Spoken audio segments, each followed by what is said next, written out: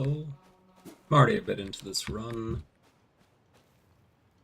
Uh, did I kill the first boss? Yeah, I think they counted as a boss. Big deal. Disgrace.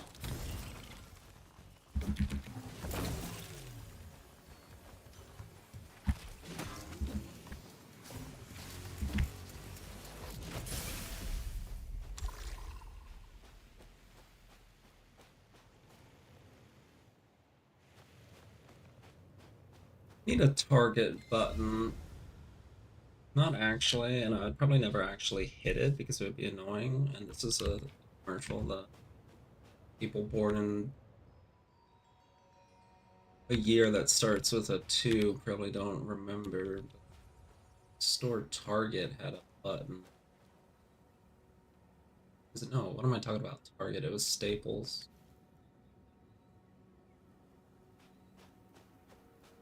Pretty sure it was Staples. As the sun began to dim, And you hit it, and it would just say that was easy. No, it just said easy on it. to slip off The its easy beacon. button. They would not allow the sun to fade. Pretty. Did I really miss one of these?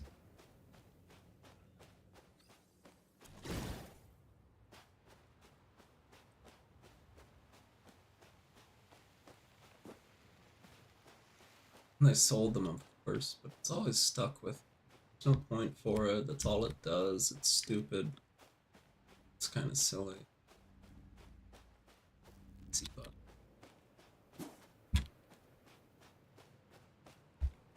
Big red button. Yeah, actually, I think I had one. I remember actually like clicking one before. I've definitely used one. That's 3 of them. Seriously, miss one? The game's screwing me. Whatever this thing is, I listened to it. It got cut off when I went to that one. That one. It's actually like a log. So I'm just fucking completely screwed up.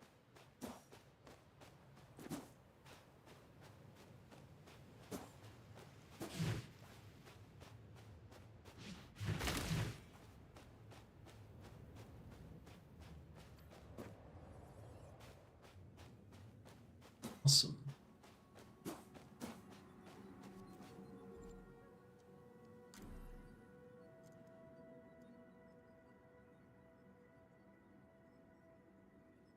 Fuck yeah. You kidding me? This guy's giving me crit damage.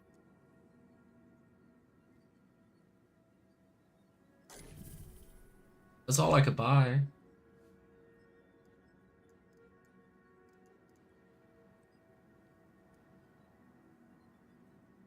I don't need anything else. Are you kidding me?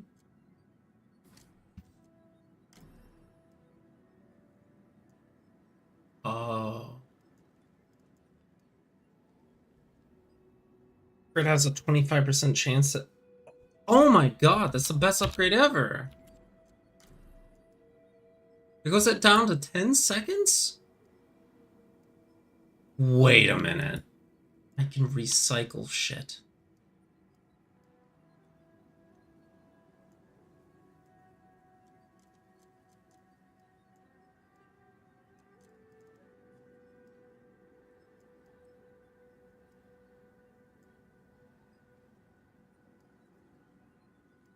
I have 20. I can get 40. Fuck.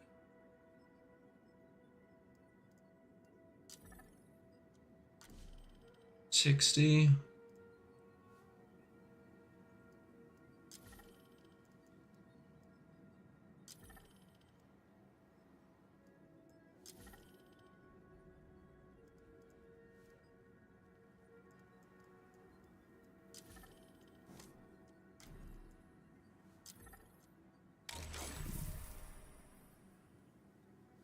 Ten-second crit. 25% chance to stun, plus 24% increased crit damage. Do have this 4%. I could have sold that first, but none of those matter. Source light doesn't matter. 1% chance to poison definitely doesn't matter. These other two 1% don't matter. All about that crit. Max health, maybe. Didn't really want to get rid of the increased healing received, but that also doesn't matter. We're doing this shit.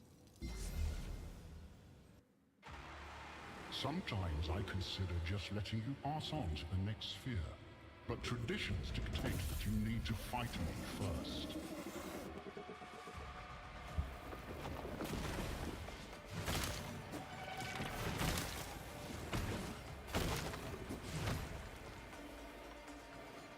I remember this kind of, but not entirely, so.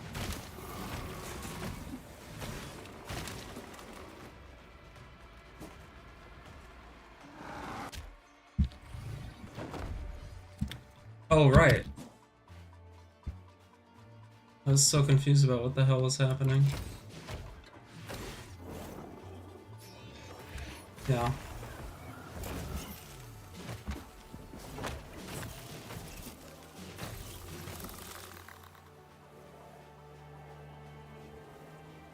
Hey, dude. Hey, day now. We are in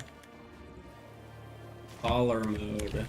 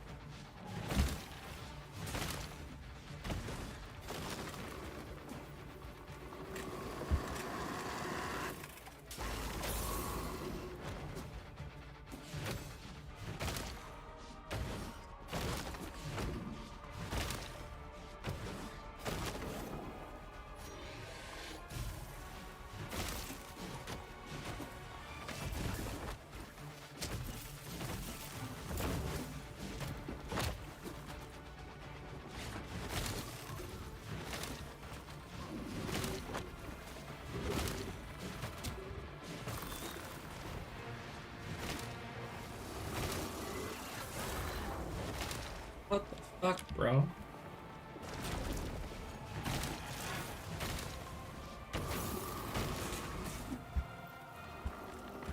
Anishimasu ka?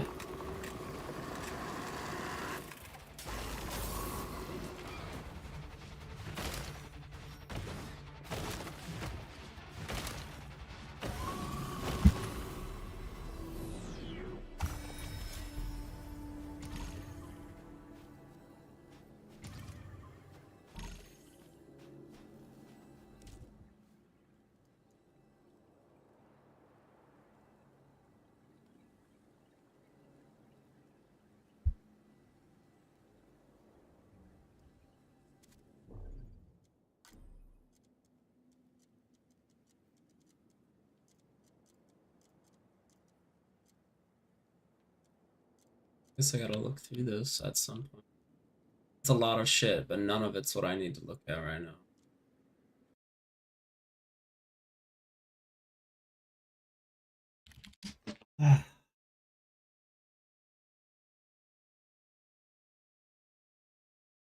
That flow from your primary attack.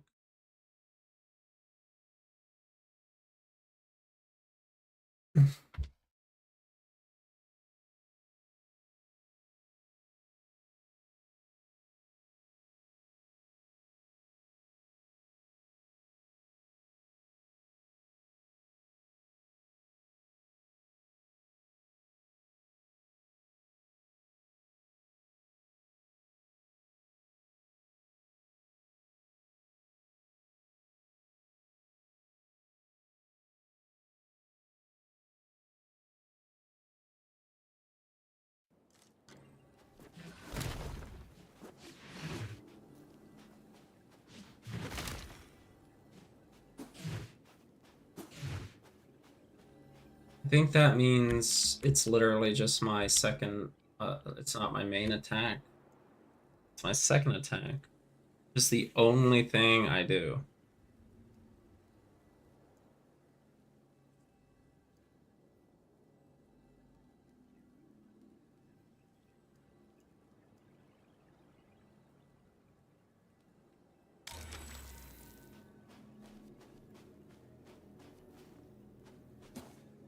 If you are ever to defeat the Monad, you must first unlock the secrets of this archive.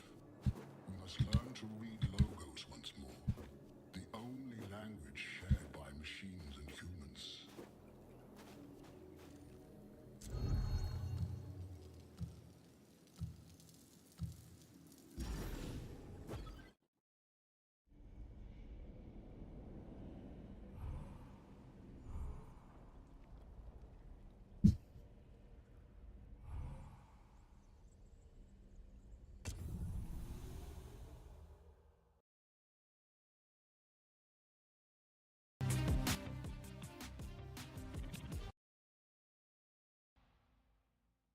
Could you please, for the love of the Take us in, loom, Jackson. Go, get Jackson. back to your Go mission? Jackson, it's your birthday. Hello everyone, welcome to episode whatever it is of the official podcast. I skipped a week so I'm all out of sorts. I don't know what year are we in?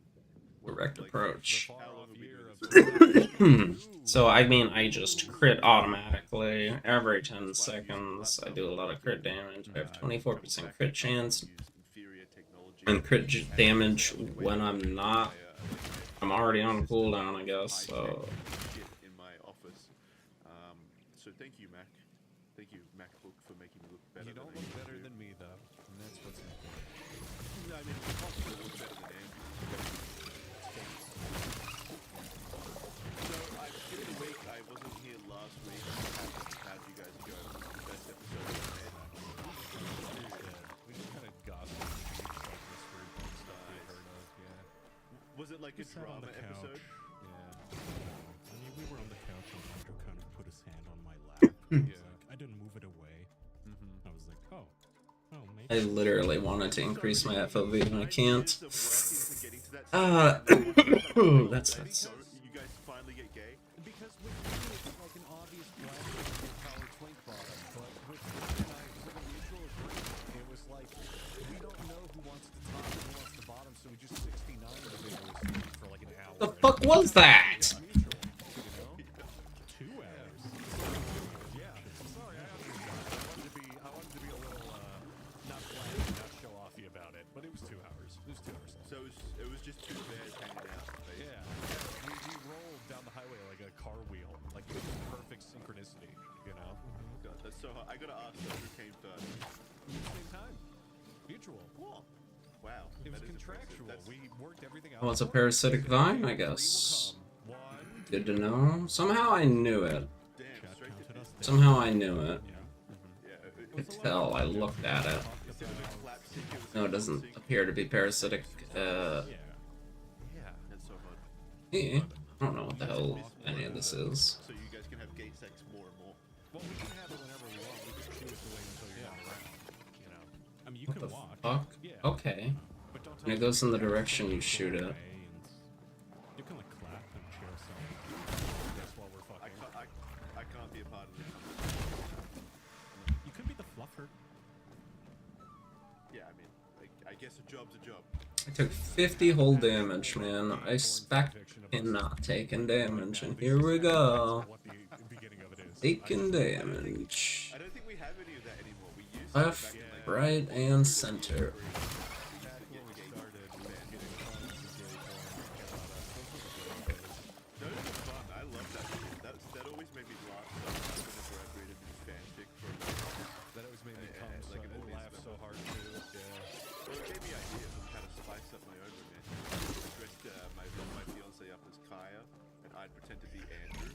Oh. Did you like put like little hairs on her chest? What did you do? Yeah, What does yeah, dressing yeah, up as Kaya entail? I just get a really hairy.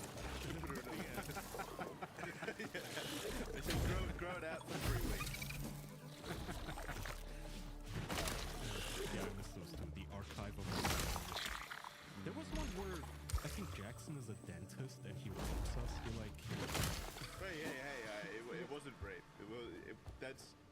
that's not applicable to our situation.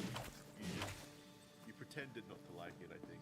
Was it based off that article of that dentist who would knock women out and then feel them up and fuck them and stuff? I feel like we talked about that way back in the beginning of the show. Was that yeah, that has to be a thing. How many dentists do be, that? yeah. That's Nearly like all way of them. too many. Probably a Yeah. lot. Oh, Yes. like 9 out of 10, probably. A lot of Never- surgeons too, probably. Oh yeah. Yeah, 4 out of 5 dentists agree on doing that. So that's where the saying came from. I would always, if I had the choice, I would always choose a female surgeon or doctor or anything like that. I don't trust any- Ow! Okay, Boris, we didn't hear. Touch his penis. Yeah, true. Yeah. True. Yeah, true. Yeah. It's a whole system. Well, you cannot trust the women either. I mean, first of all, No, I still have all 3 of my heals, but still, man. No, they can't. yeah. They can What the only hell, use dude? You remember all those fucking comments on those like the posts of whenever there's a female predator outed for like a child at school or whatever, This all the place fucking feels dude less wrote cluttered comments like, already, and we I are wish just that was getting me when I started." was younger. Shit like that. Okay, but to be fair, Well, I look, wish that was me when I was The younger. real You know? Yeah, there we Yeah, go. I mean, if I had Those to pick clingy, between getting grabby molested by a monstrosities male he's so dentist fond or a of, female they dentist, are I the guess I'm next picking thing the that needs to female. go. Chop, That chop. being said, I don't know. Yeah, that thing with the think that dots, Neuralink and 4 robots dots can find a realistic means robot dentist. it's Wait, no, ready to my proc. hypothetical brain is sparking. I just every came to 10 life like a seconds. fucking old Windows laptop. I hit Okay. this thing Would you rather hard. felt up by a female dentist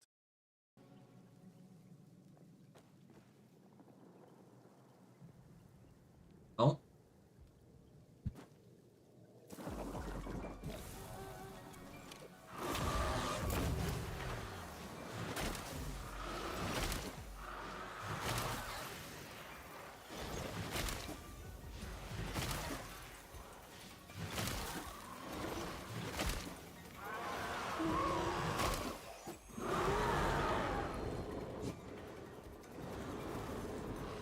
You know what? I'd rather not be in there. Call me a prude.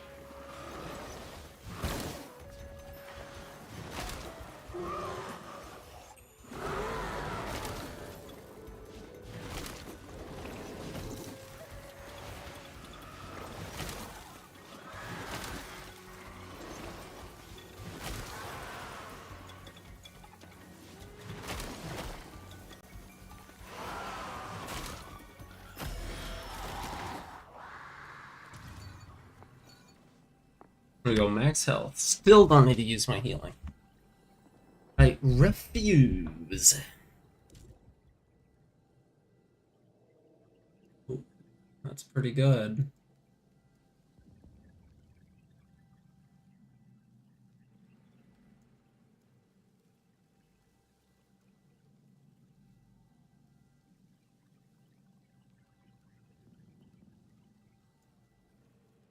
Definitely. I mean, are we kidding? Right back.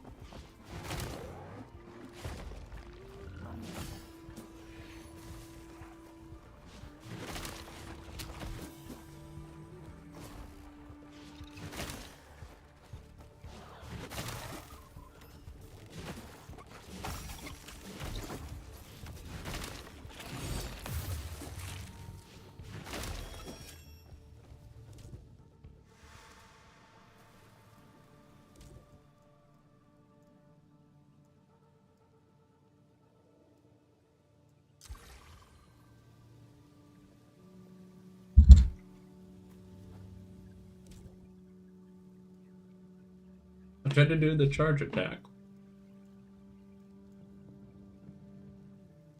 It instantly screwed me.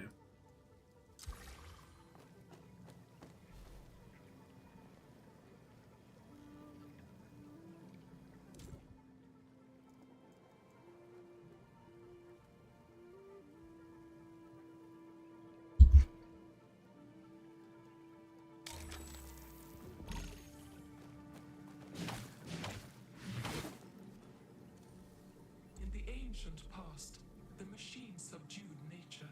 Everything was measured, classified, and sequenced. Life was turned into data.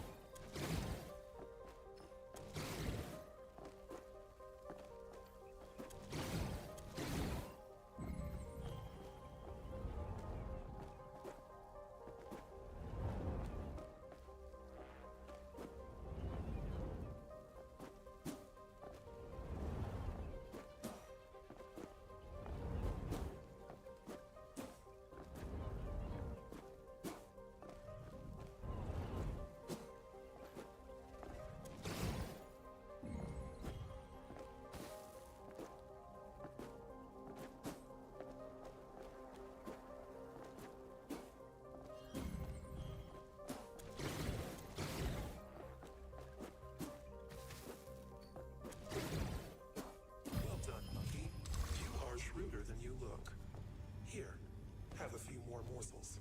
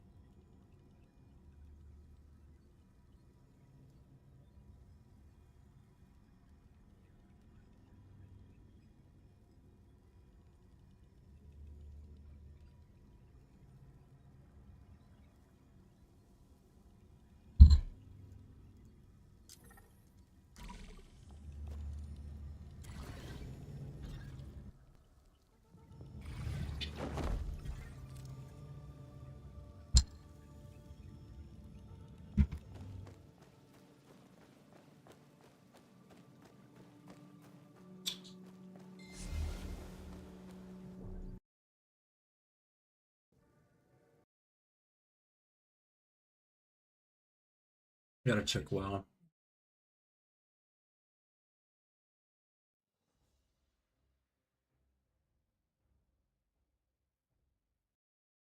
Still offline. It's coming up soon, and I was able to see the realm lit in something.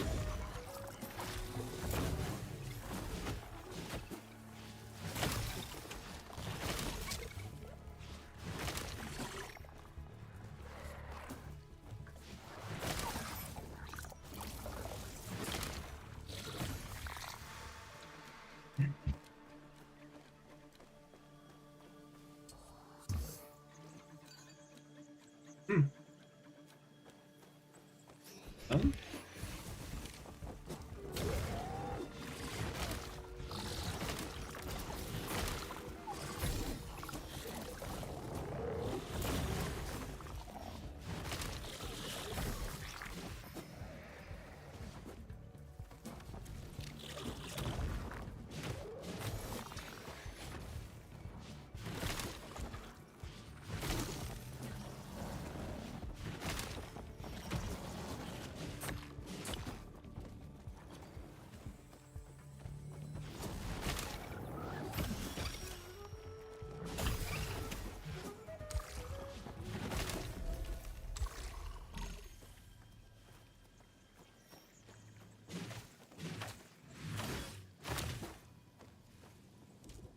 see. More max health.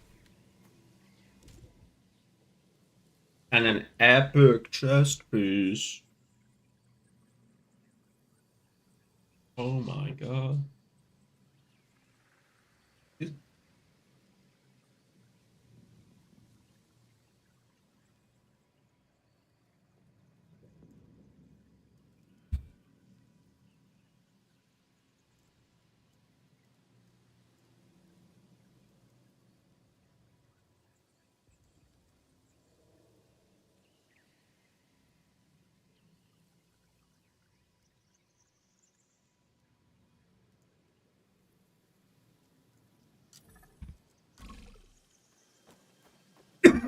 Thanks for the money, dummy.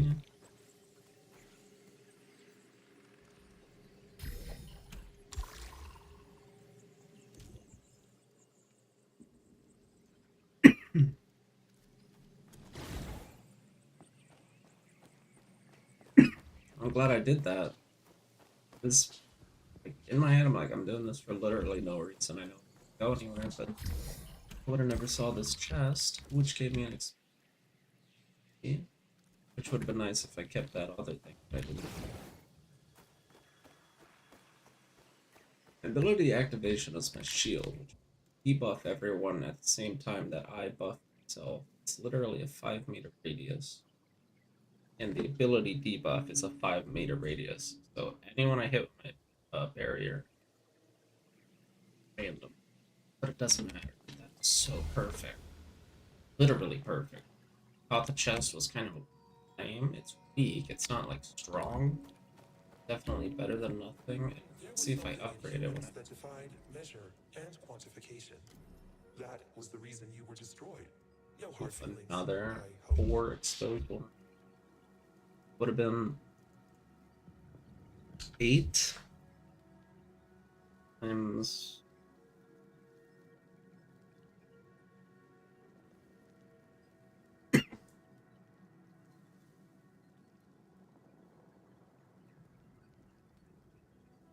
This times 3, right? A pretty high chance to strengthen still. Break damage.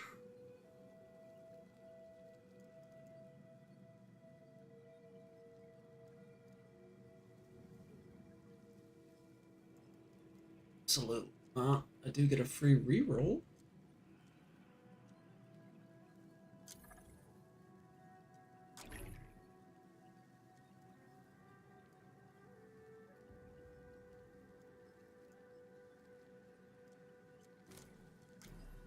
The real thing here. I have 190 dust. Means I can upgrade 2 of my things.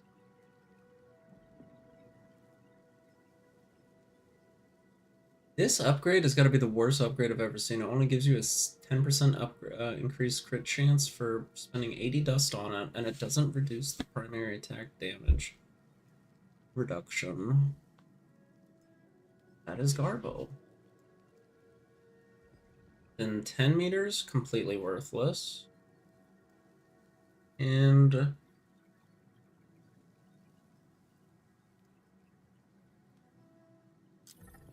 so doing that.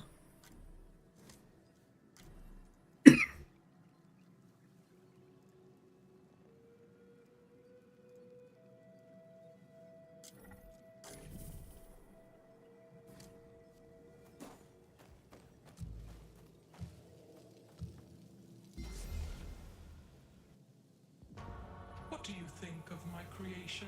Clean, vibrant, and odor-free. Nothing like that rotting dirtball you once called home. Hey bro, fuck you.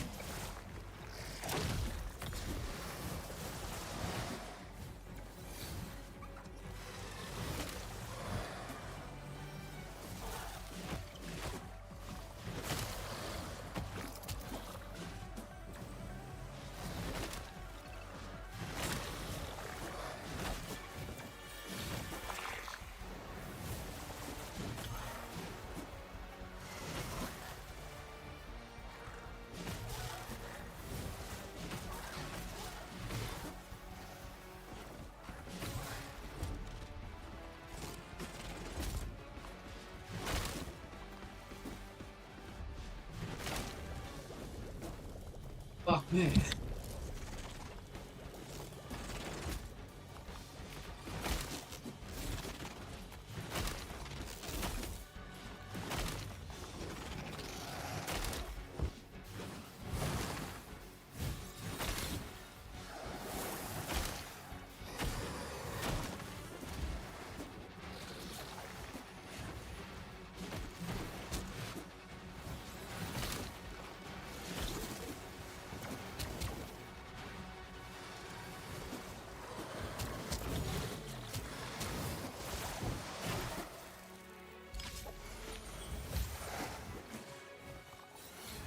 Good lord.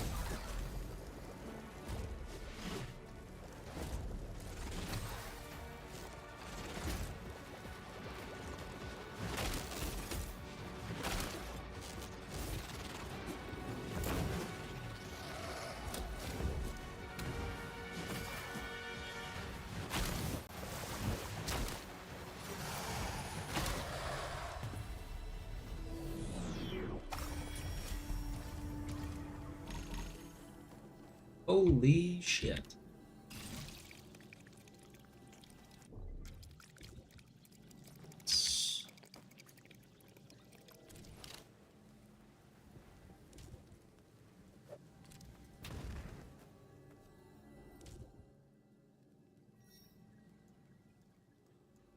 Got legs.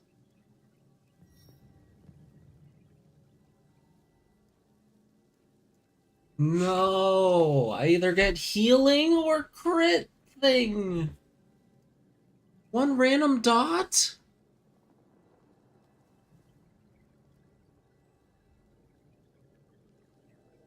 Oh no. Bad. Healing, bro. I love Leech. You can't do this to me.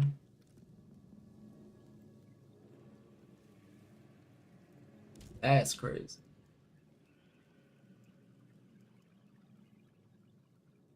Cool down 2 seconds.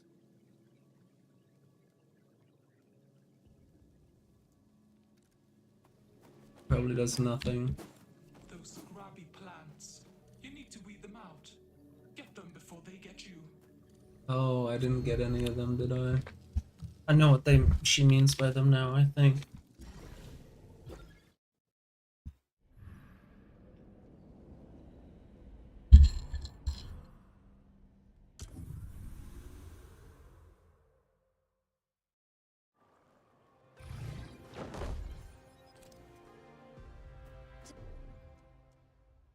Don't let all these eyes, ears, and tongues trick you into believing this mad god has an inside.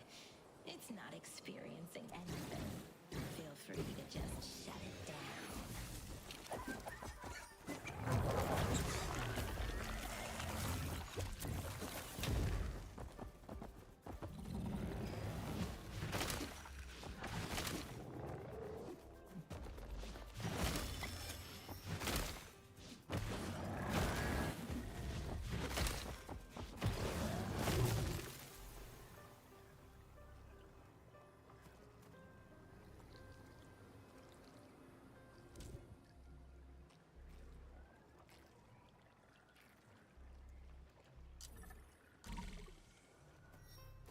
Hey, what are you? Nope. Eyeballs. Egg mines. Okay, those are actually good.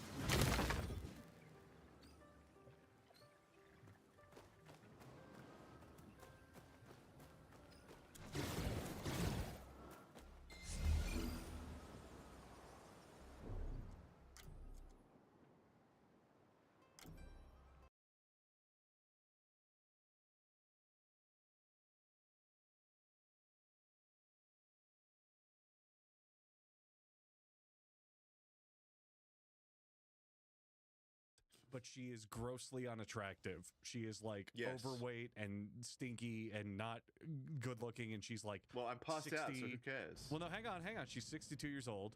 Or get felt up by a male dentist, but he's a goddamn supermodel. He's extremely fucking attractive. What? They're knocked out, right? They tell you all about it after. Well, then And you still know the it girl. happens. Like, you know for a fact it's gonna happen. It's not like, haha, funny prank. Like, it does happen. Does he like? So What's the do I know molestation as like? I'm? Hold on. You- Do I know as I'm being put under? Yeah, you have a sinking feeling that you touch your penis, and then when you wake up, they go, "Oh, by the way, while you were under, we played with your penis. We put your cock in our mouth and did things to you." Oh, so Totally. they don't fuck my ass. Oh, or and then anything, like, you dude, look in your pants, and you have obviously came. Like it's a 10,000% Oh, so I confirmed. was like into it too. Oh yeah, like Yeah. you. So they're gonna be your victim unconscious blaming? self was really into it. Like you were slapping their ass while put under and all that shit. Like you were going for it. This sounds like victim blaming. Yeah. Like, oh, you what the got fuck, hard and you Andrew? came. Yeah. It's a Okay, biological okay, response, Andrew. I couldn't help it. You show up to this dentist office, and they're the best dentists in the world. They are 10 trillion world class. No pain, no complications, perfect dental work. But the only requirement is that they touch your pee-pee while you're under and have sex with you. Would you rather have the ugly, unattractive female dentist or the super hot male dentist? I think I'd still go with the granny. Ooh. This is such an don't elaborate know. way of asking us if we're gay or not. No, it's a way of me asking, can I do your dental work, please? Just something about a young man feeling me up feels more malicious, like slightly grosser. I don't know why. Yeah, it seems like the old woman could just be accidentally brushing my penis. Oh no! In this hypothetical, they make it very Accidentally clear. sucking They look at you and make you sign a waiver that just says, "We will touch your cock while you go under." Straight up. Are we sure? It may happen. Oh shit! There's still plausible deniability. Yeah. You wake up with your cock in her mouth, and you're like, "Oh, I'm not seeing this. I don't know." I must And have is slipped. the male dentist alone, or does he have nurses? Like, can I at any points fool myself or like rationalize it at all? As like, oh well, at least the nurses were there. They have one nurse assisting that's of the opposite sex. So the woman has a man, the man has a woman, but that nurse does not do any of the sexual stuff. They watch. They're not there. Like they don't involve, but they're watch. Does she get turned on? You'd have to ask. I don't know. Maybe. That's a It does help me if Why would she you get it turned does, on by watching the male like molest you? I don't know. Maybe she's into it. I don't know what she's into. Well, It why would do you help think me she though. works there? She knew what It she would was help. getting Yeah, into. exactly. I feel like she has to know what's going on, so she'd be into it. So that kind of makes it better for me. It feels like Okay, but here's the more plot of a group twist. activity. Here's the shocking plot twist of the whole hypothetical. That nurse is the other dentist. So if you have the granny 62-year-old woman touch you, that male hot model is her nurse, and vice versa. So which do you pick now? What is this Bonnie and Clyde like fucking rape They're best dentist friends. office? They're like that. Okay. They're like that guy and that old woman who meet every Thanksgiving because of a Reddit post. They're best friends bonded for life. Over in dentistry dental rape. sex crimes, it brings them together every year. That's so nice. I'm so glad I could be a part of it. And scene. In which, but seriously, like I don't know if there's really a difference. Like what, either way, I'm getting molested by someone that I don't want to be molested by. Yeah, if I'm not even awake for it, what's the point? Yeah. Like at that Fair. point, don't put me under then. Like just give me the laugh gas or whatever it is. Yeah, make me smile. Yeah, Isn't they that tell what you EA jokes. is addicted to? The laughing gas, the dentist gas. Nitrous, which I think is the same thing. Yeah. In preparation for my trip over to China and Japan, which I'm still currently on, of course, as people can see in my background currently on the webcam. You know how like you download songs and movies that you can watch on the plane and trains and stuff, so that The you're not automobiles. bored out of your brain. Yeah. The only thing I downloaded in preparation for my I think 15 hours of flights that I took to get here was just all of Kanye's songs. So I've been listening to Kanye's music nonstop on my trip through China, which is a very weird kind of thing to do in China. Like just walking around while everyone's like miserable, just listening to Kanye. you Why do you serious keep though? calling him Kanye? What? How do you pronounce it? Kanye. Or yay. Yay. Kanye. What? I'm not pronouncing it wrong. Kanye. Kanye. Anyway. Kanye. So you're walking around Shenzhen or whatever, listening to Yay Oh, music. hold on, I need to find out how to.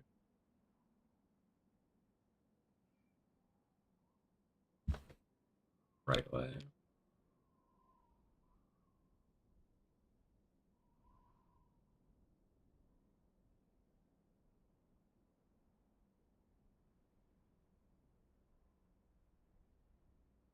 There's a guy here. I don't know where he is.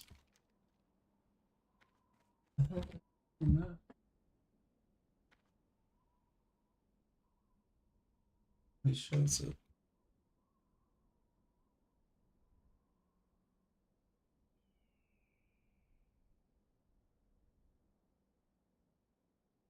The goddamn entrance all the way over there? His map's got a million things on it, but there's no freaking way, right?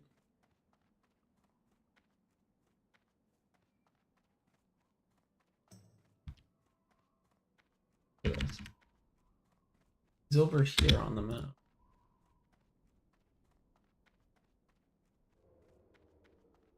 Certainly a cave, and it's a thing. Does that lead into Ulamon from literally?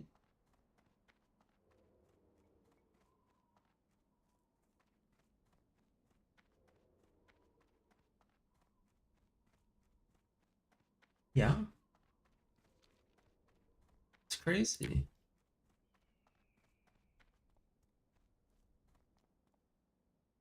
I'm not sure that I ever knew about this. I'm really not.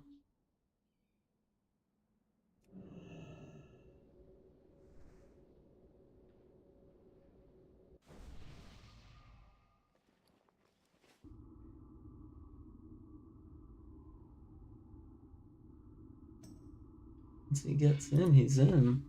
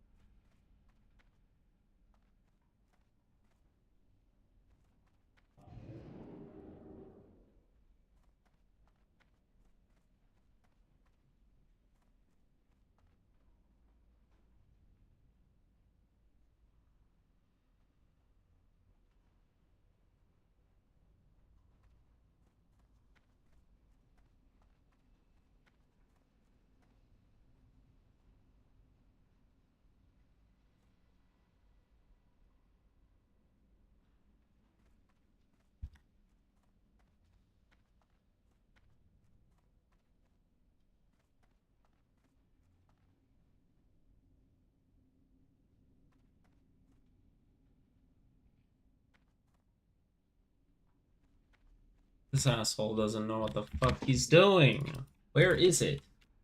Literally sitting in the stupid pit of... Why? Is he down there? Jesus, man. Where is he?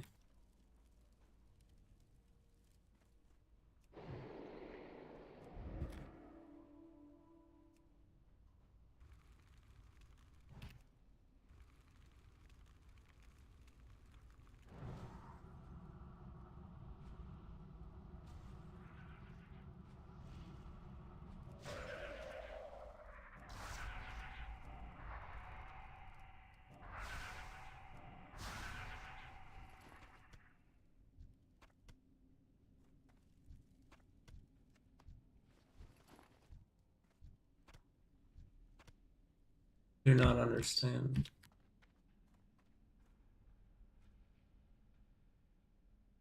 Oh, he's over here?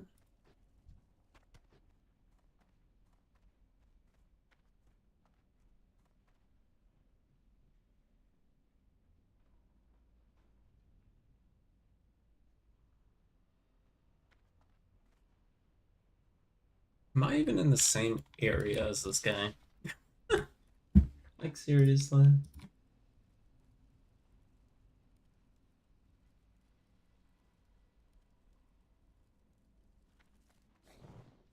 I think I see where he's at now. I mean, I could definitely fucking... I could solo this place. I could actually just solo it if I had to. Sure. Especially if I was a hunter.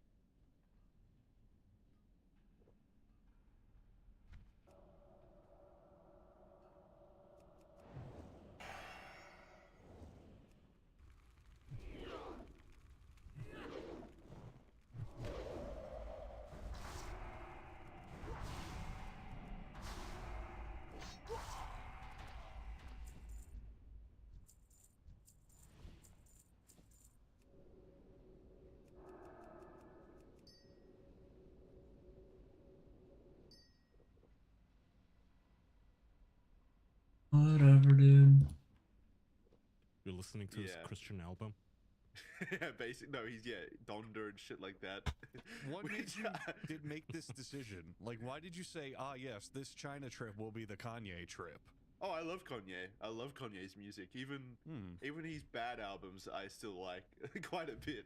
I think he's a lyrical musical genius. Unfortunately, that's the sad fact. The sad fact about Kanye is that for all of his absolute bullshit and artist fucking fuckery, he backs it up. Like, his music is really fucking good. I don't even like rap, and I love listening to Kanye. Yeah, it's so, and it's not like generic shit either. Like, each album I feel like takes on an entirely different both meaning and musical style, which I Look, fucking it's like a... I'll jump in your fucking bandwagon, Jackson. I play guitar. I play like music, write actual fucking like notes and instrumentation and whatnot. I listen to heavy metal as my main genre and a lot of offshoots. Having said that, Dark Twisted Fantasy by Kanye West is one of the greatest albums I've ever heard in my entire life, and I've probably heard it like 50 times. It's stupidly good, and all of his other work is just so good. It's shocking that guy of all people is the one cranking out these fucking masterpieces. It's such a shame because it's eccentric, like he's eccentric. People make good music sometimes. That is true. But it's so difficult because obviously he's such like a narcissistic dick, and he thinks he's God, and he thinks he's all powerful. But then you listen to his music, and you're like, damn, he's right. Actually, his music is that good, where he has earned that status. There used to be a joke going around when Michael Jackson was first getting accused of being a child toucher, where they were like, okay, but he made Thriller. Yeah, he's weird. Oh, that's fucked up. But remember, he made Thriller. So, you know, whatever. I think Kanye, in retrospect, yes, in maybe 10 or 15 years when it all kind of calms down, people are going to be like, yeah, he was fucked up, but he made Dark Twisted Fantasy, man. Like every single album, even the Christian ones, I'm like, damn, some of these songs are actually fucking good. Even the ones where he's just like singing about Jesus and how Jesus is coming back and I should believe in Jesus. I'm like, well, maybe I should believe in Jesus. This shit's good. Love It's that so guy. good. I think the album I've circled back around to the most while on the trip, because I've really been going hard on the albums. Probably the one from 2018, Yay. Just that one. The first song in that album is called I Thought About Killing You. And it's just a song about how he wants to kill his wife, basically. How he always thinks about killing her. It's so good, though. Fuck. He self-reports, but it's so good. Yeah. I mean, like when he drops lyrics like, I get so much head I wake up in Sleepy Hollow. Like, oh my god. I love you. It's so good. He hasn't done anything in a while, to be fair, in his defense. Has he done anything since his 2020, like, Yay 2024? Wasn't he trying to run for president or something? I feel like every celebrity, when they are just cannonball running all over the place, announce their president run. Like, that's just kind of a thing that they say, you know? He met with that insane rabbi and apologized for him. He apologized for all of his, like, Netanyahu, the iconic Alex Jones appearance where he had a Nets and a Yoo-hoo chocolate milk. Oh, man. He fell off. He met with a rabbi and he was like apologized to him and stuff. But you got to understand, he is bipolar. He is completely insane. But that's what makes him so good. Like you don't get his music without him being absolutely unhinged insane. And I think it's worth the trade. It's worth the trade. There's a lot of art that comes from just complete mental breakdowns. One of my favorite examples is I'm blanking on his name, but the main guy from the Beach Boys was doing like, you know, his typical surf fucking pop rock and like, oh, daddy took the T-bird away, you know, like fucking bullshit shit you dance at the beach fucking party to. And then he was getting on an airplane for a bunch of music stuff, and he had a complete fucking mental breakdown from drugs and all sorts of other shit, went into hiding, and then came out and went, hey, I'm gonna write the greatest album of all time now. And then he did, and it was Beach Boys' Pet Sounds, which is regarded as one of the most influential and incredible music pieces ever written ever. And it only came about because he just had a complete fucking psychosis trip and decided, hey, that's what I'm going to do with it. It works. Go crazy, make art. It works. There you go. That's the #1 secret to making good art. Just Jesus fucking go Christ, crazy. that's a lot Honestly. of random ass screens to be getting for no reason. Alright. I can't do it. But I'm going to go crazy for the savings our sponsors will give you. A good mattress is just something once in a while you have to splurge on it, okay? You have to be your own Santa. You have to give yourself the present of nice sleep. You don't really realize you need it until you have it. I was like that. I was like, what am I gonna be, like special little Princess Kaya who needs a special mattress to sleep? Am I really spending money on this? But then you do, and you lie on it, and you realize, oh, you know, actually God did not curse me with an awful body. Actually, it was just a mattress that was terrible. And now I have a nice Helix mattress, and I wake up without back pain. I wake up actually rested, even if I'm just honk shooing for 4 hours. I'm waking up like, that was comfy. I don't want to get out of bed. So, get your very own Helix mattress. You can go to helixsleep.com and take the Helix Sleep Quiz, which will be like, you know, do you snore? What side do you sleep on? That sort of stuff. Do you run hot, cold? I tend to run hot. It is the most award-winning mattress brand, tested and reviewed by experts at Forbes and Wired. You get free shipping in the US, which is already a really good deal. So there you go. You're welcome. Seamless delivery and 120-night sleep trial and limited lifetime warranty. I've had my Helix mattress for like over a year now, I think. Game changer. Again, I fall asleep every night, and it's not just because I'm old. It's because the mattress is comfy. So you can go to helixsleep.com/official for 25% off site-wide. Anything you buy. Mattresses, pillows, anything. Get comfy, get cozy, and get EP. Catch some Dumptum. Yes. Right. Yes. I mean, that's when the whole Netanyahu thing happens. I think, okay, so how can we make Jackson insane? Let's spitball this. We can turn Jackson into a #1 rapper if... Mad. Huh? I said mad. This sounds awesome. Continue. What kind of trauma are you gonna put me through? I can't wait to find out. Well, I mean, I don't want her to take this personal, but like if, you know, somebody murdered your fiance, like if you lost her, would that drive you insane? I guess that could help. There's only one way to find out, I suppose. What do you want me to say to that? I don't know. Then I can start making songs like Kanye. Hooray! You're gonna have to take one for the team, darling. Okay, we're gonna John Wick your whole family. Okay, we're gonna take everything from you, including your puppy, and Wow, we're going to inject that you. increased in scale very quickly. Yeah, I mean, it has to be something traumatic, right? I mean, unless you want to molest children like MJ. Whoa, nope, I'm good. Yeah, okay, there you go. All right, we have to kill your family then, and we're gonna give you drugs. I suppose fentanyl will do. Well, I've got a guy on the inside now. I can do that myself. Is fentanyl one of those like psychosis drugs, or do we need like? I don't weed? think so. It just makes them. No, weed does not induce psychosis. Surely. Weed over the long term does. It increases your risk of schizophrenia. I know that. Just put me on mushrooms. Mushrooms like a quick hit. I feel like that would get me to. It's got to be point. LSD, because that's when LSD, you just yeah. like totally go somewhere else. You know. What is the drug that makes you the most insane the quickest? Probably a big needle jabbed right into your brain, and filled with microchips. Just filled with air. Yeah, or air bubbles. Yeah. Just give me a brain embolism. There's salvia, which is pretty fucky trippy. LSD. Salvia I thought salvia was just weed. I thought salvia was the stuff that you put in your tea, like an artificial sweetener. That's No, that's- sativa. Sativa. Wait. Right. That's not sativa. Stevia? Stevia. Yes. Yeah. Well, then what's sativa? That's just weed. Oh, that is weed. Wait, we went full circle. Fuck. You've been putting weed in your tea. Yeah, sativa. Yeah. And then Andrew's high right now. This is stupid. You're stupid.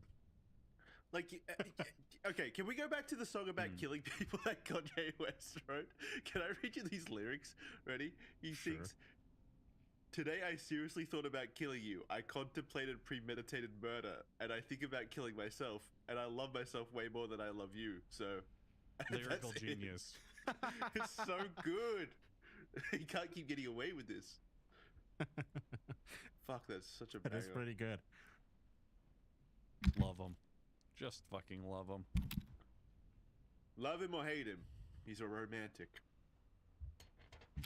Trying to find like the most like the most trip-inducing drugs. The thing It's that gotta would be really... something the government uses, like MK Ultra drugs. Look that up. Yeah. Like, what is the... Wasn't that just an LSD cocktail? I think it was just LSD back then. Probably. Yeah. Yeah, apparently LSD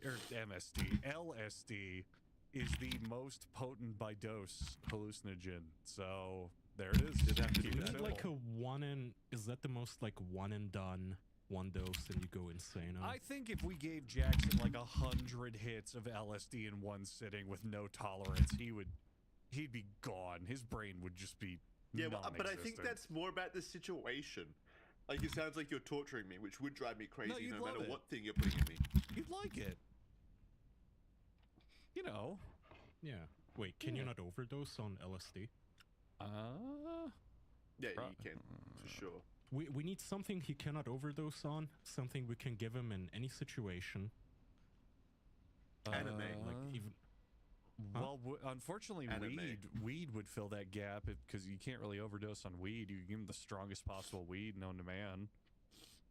I Is that a guess. lie? Can you overdose on weed? No, you can't. There's no recorded deaths of anyone overdosing on marijuana. I'm gonna try. Okay. is it I'll be the Jackson, first. that's your new goal while you're in China. Overdose Yeah. on Chinese weed. Yes. You'll see me in the headlines. I'll prove that I mean, weed that is might dangerous work. once and for all. Oh, fuck. that might actually work because they probably lace it with fentanyl. Find you at the fucking train station bent over. They posthumously remove my achievement of ODing on weed because it was laced with fent. Every time we I don't talk want you to about do drugs and stuff, shrooms. Every time we talk about drugs and stuff, we always get like a million comments from actual like drug aficionados being like, actually you're wrong. This thing doesn't do that. You're thinking of a different drug. I hate getting schooled by drug users. I hate it. I like it. I like hearing people's different perspectives of how drugs make them feel, except shrooms. I hate the fucking shroom heads. And the obnoxious fucking, like, when you have to hear about their trip. You remember when Brian, what's his face, that billionaire was doing shrooms last month? Which one? Yeah, the one who wants to live man? forever? The rich man that wants to, yeah. Oh. Yeah, what's his name again? He measures his Blanking on- son's erections. Yeah, takes his son's penis blood into him, and Yeah, vice and he versa. was like, okay, I'm gonna do mushrooms and I'm gonna live tweet through this. Brian Johnson, thank you, Chad. And it's like, I don't want to hear this. This is so it's already insufferable. Why would you want to live tweet through this, through your trip? I don't want to hear Well, it. I don't wanna hear do think that's true. I think the worst drug users. I have no issue with people who use fent and shit like that. It's the fucking shroom takers. They're always the most insufferable. I would rather people be doing shrooms than fentanyl. I gotta Well, say yeah, but I that. just don't want to Just hear saying, about it. You know? Well, yeah, but I'm with Jackson though. Shrooms have They're they are insufferable. uniquely insufferable in that they think it somehow enlightened them. Like, I got high, man. Like the ego death I experienced, like the trip I was on. Let me tell you about it. And it's just like someone telling you about their fucking dream, and it is so insufferable to have to listen to them I will pretending give like you, them getting high and zonked out on drugs was like meaningful or changing like an experience, like a deep, meaningful Yeah, experience. I don't I think will anyone on give you- fent would do that. I will give you a similar pet peeve that's in the same exact ballpark, but pisses me off 30, 40 more times than that. When you show people like pretty trippy or out there or creative or subversive like animation or skits or whatever, and people's reactions are, wow, how much weed do you think these guys were smoking? Or what were they on to come up with this one? It's like always the most uncreative fucking people who say that kind of stuff. I can't stand that. You know, it's always like, oh, you have to be on drugs to think of this thing. No, you just Shut need to be up. like Kanye West and have extreme mental disorders. Well, to be fair, he's also on drugs, but that's not the point. Nitrous. Kanye proved you wrong. But I do need hate that drugs. shit where it's like people see creative stuff that's, you know, off kilter or kind of trippy, and they're like, whoa, what kind of shrooms were these guys on? Shut up. No, I'm with you. I get that. It's like whenever you see art that is even like mildly like a Van Gogh painting or Yes. something, and they Yes. go, "Oh, his mind must have been so fucked up." It's like, no, he was just one of the people who can like imagine a 3D apple and rotate it in his brain. Like, it's Yeah. not. Yeah, but it's Van not Gogh that was pretty insane. fucked up. I have seen Van Gogh was so- pretty fucked up though. I have So that seen was a bad so many example. fucking Adult Swim skits or like really trippy visual music videos, and you scroll to the fucking comments and people are like, "Oh, dude, I need whatever they were smoking." Oh God, I fucking hate that shit so much. An imagination. yeah. Yes, you you used just a need bad imagination. example. That's all it is. That's really all Kai, it is. Kai used a bad example though with Van Gogh. He like was literally Yes, I know. insane. Van Gogh was actually insane. Yes. Okay. What inserts? Fill in the blank. Anyone. How I about? can't think of anyone. I mean, I think a great modern mainstream example is the Adult Swim stuff. There's so much shit from Adult Swim where it comes out and it's made by, like, you know, artist directors who want to make weird shit. And so Yeah, but- many of the reception is, dude, I got to be on weed to really appreciate this. Fuck you. To be fair, Justin Roiland is insane as well. He's like the modern day Van Gogh. Wasn't he acquitted of all of his crimes? I'm not talking about the crimes. I'm just like there's clearly something Crimes. fucky about Oh. him. Yeah, he I locked completely it. forgot about the. Yeah, everyone did, but it cost him his career. And I don't know the details. I could be wrong, but I think they found there was like a lot of lies in that case. But everyone was like, okay, well, fuck you anyway. You're already burned. So, Fuck you nothing anyway. came of it. yeah, nothing really happened as far as I know. He's crimes to comedy. That's the only thing that matters. Okay, weed and shrooms. Okay, I think we can all agree the two most insufferable drugs, right? Mm-hmm. Weed and shrooms. Yeah, because they're the Yeah. weakest too. It's probably because people try to make it. Weakest. Well, it's probably because people try to make it their personality, but also make that acceptable. Like, if you see a meth head or someone on fentanyl or heroin, their whole life is that drug, but it's not good that they sit around there and go, oh, I smoke meth every day, and then I smoke meth, and then I go to my shit job and try to just get money for meth and pawn my TV for meth. But where with weed, it's like, hey, I got a bong on this thing and I smoke every single day, and I go home from work and I smoke, and then on the weekends I smoke, and I love smoking. They're and it's the functional. only thing I ever do. Yeah. All right, cool. People who have this opinion are idiots. I don't think they go around saying that they're cool. I think that's him fucking like projecting shit or just like imagining. What are you talking about? Who makes it their makes shrooms their personality? Meth is your personality because it destroys your life. Weed is not your personality. And he's just saying that he thinks it is anyway because they're completely functional and they can go home from work and smoke a bowl. Like, this is the stupidest fucking take. I hate Hugbees. Matt, or whatever his fucking name is, Andrew? I don't know. He's a fucking asshole, and he's literally the worst part of this podcast. And honestly, I swear to God, the reason I don't listen to this podcast more, it's always abrasive and just a dick. Unfunny dick. He always thinks he's funny. He's always talking over people. He's always got the worst opinions. He's always got the stupidest takes. Like this. What the fuck are you talking about? No one makes shrooms their entire person. People who make weed their entire person.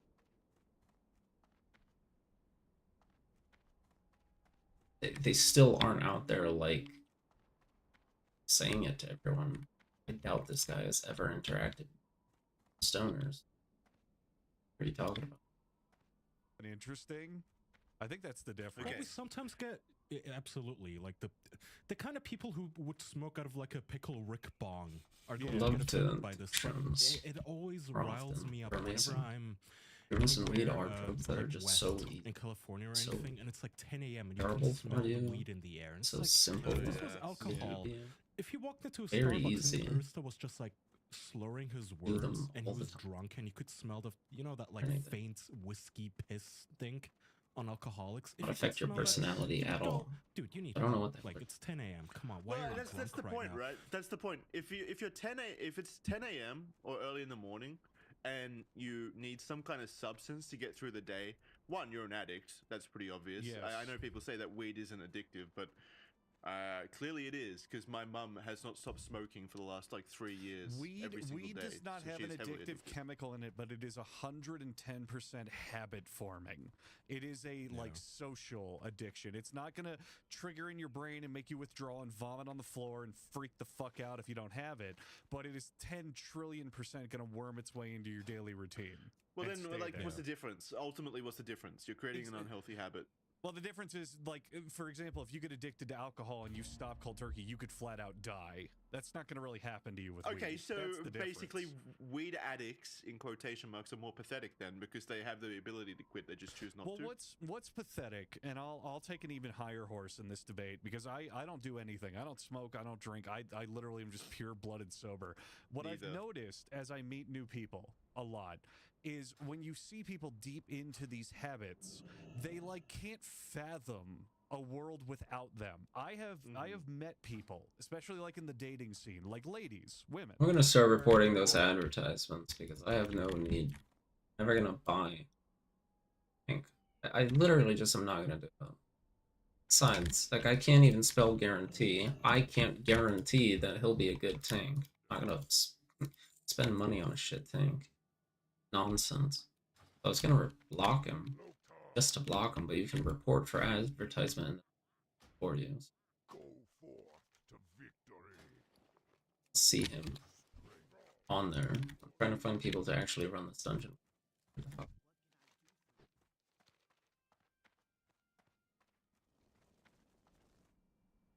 Go. I just want to do low or Blackrock Spire.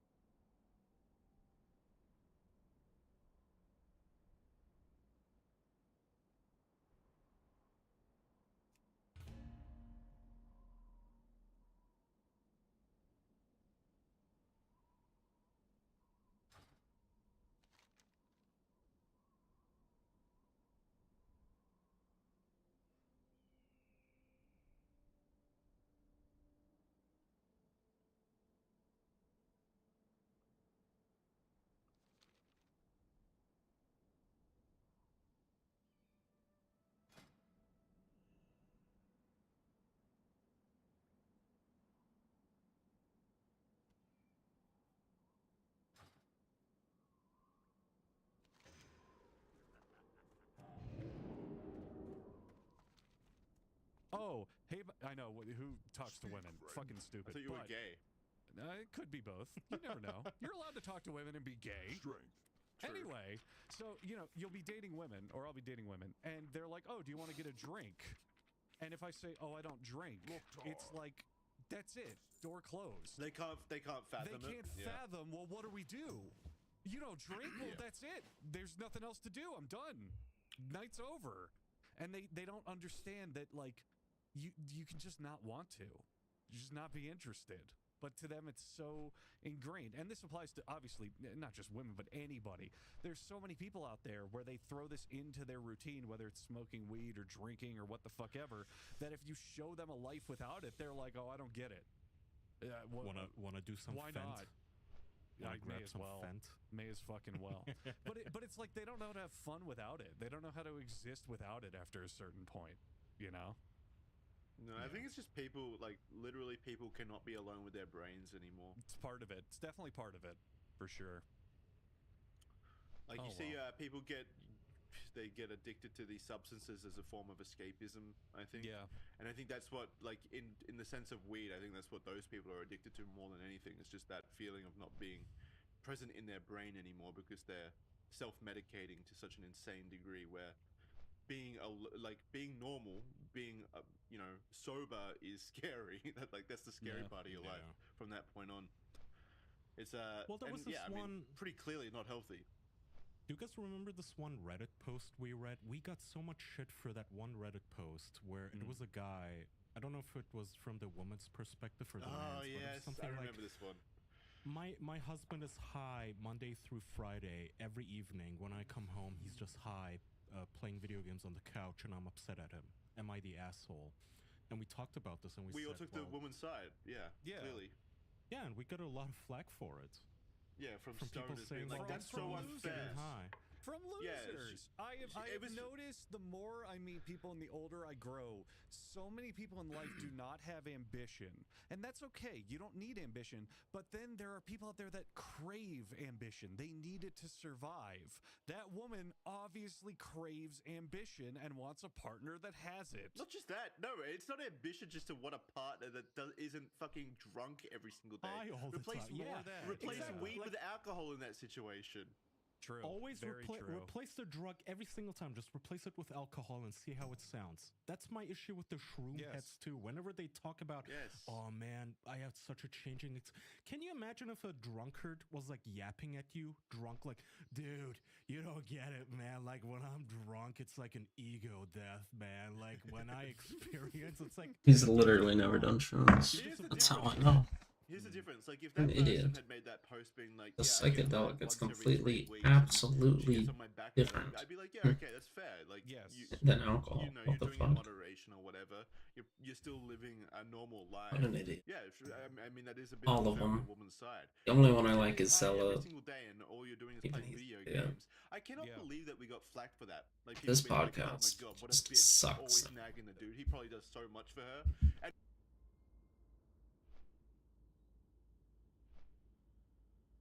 The official podcast. That one sucks. It's just those 3 idiots. Personally. Red Thread's actually like an informative deep dive on a variety of subjects. It goes in depth on the entirety of that subject, like a documentary. A little bit of comedy. It's got Friendly Jordies in it now. Got a couple different co-hosts, but Zealot and Friendly Jordies. I forget all their names. Jackson. Jackson and Jordies go good together. They're actually funny.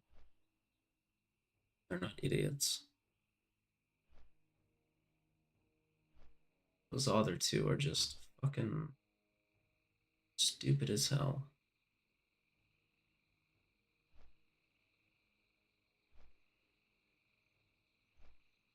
This may come as a surprise to you, but the This guy. Punisher is a character who is more than a logo slapped on the back of trucks owned by dudes who either want to become cops to legally hurt people or who own guns because they imagine they'll have to shoot the entire government to save the world one day. No, the Punisher is actually a dude who could be described as Marvel's alternate reality Batman with some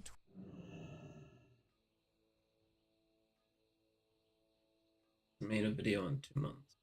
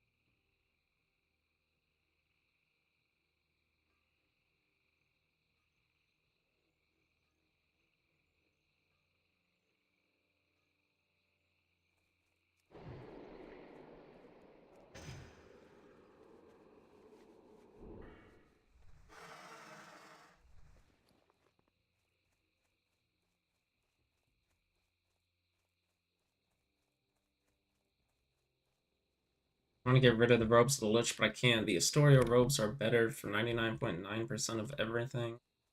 The robes of combustion might still be better for fire. Um,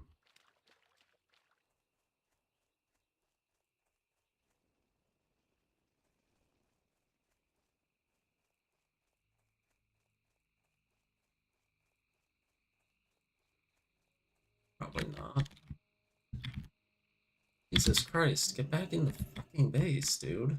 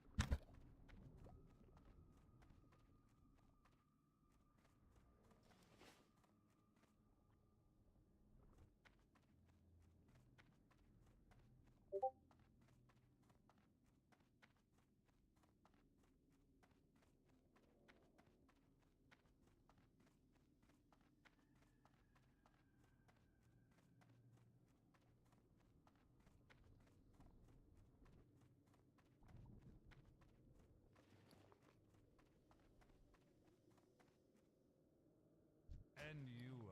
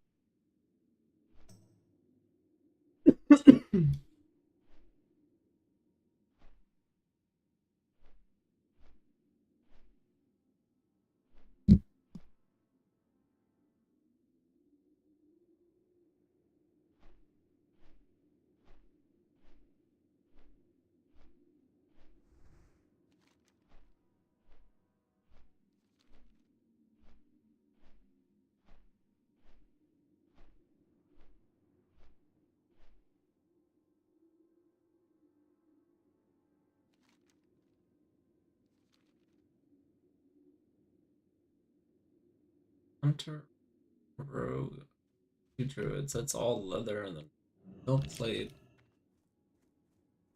Okay, I'm the only club.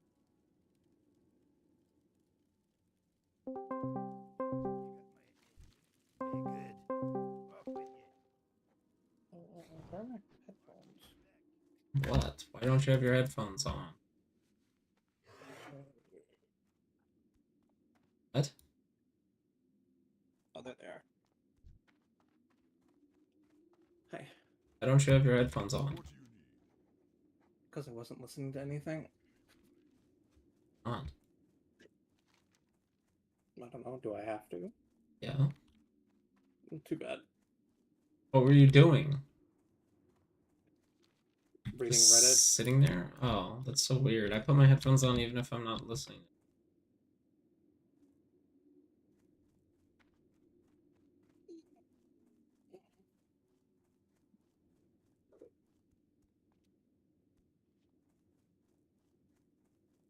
Reading Reddit and watching my idle games go. Oh, not watching me. Oh, Wow. you hate me. No, you. Probably not even subscribed. You don't even like and subscribe to my videos. Screen. See?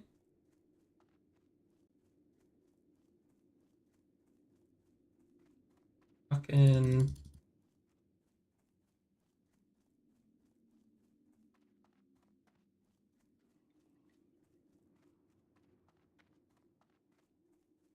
Scrub lord.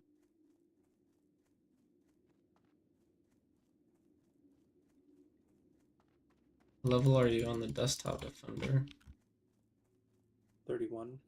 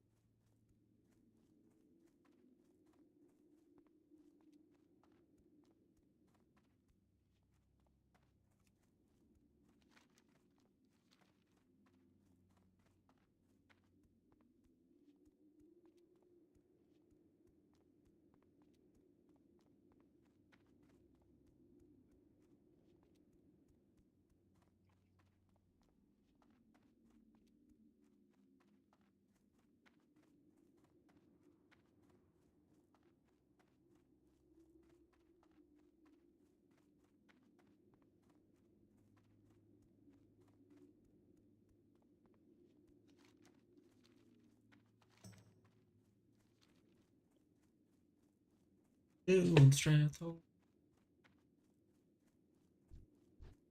At the rare.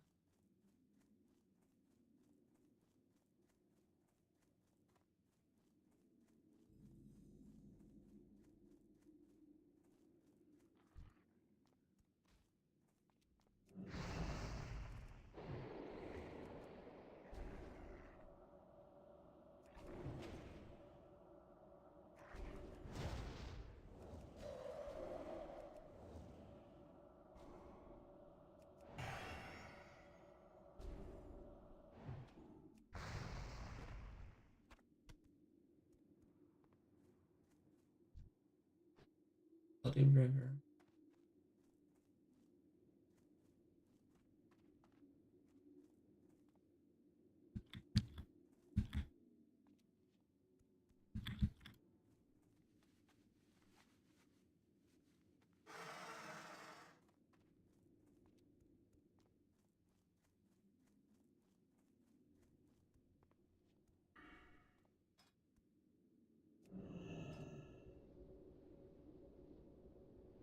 hater, bitch. Bitch your ass hate.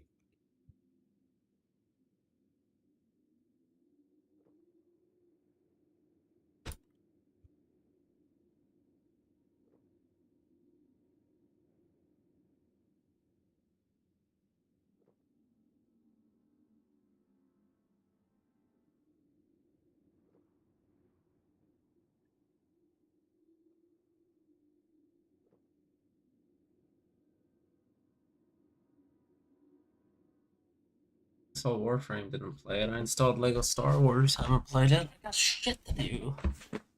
Mm-hmm. Need to play them.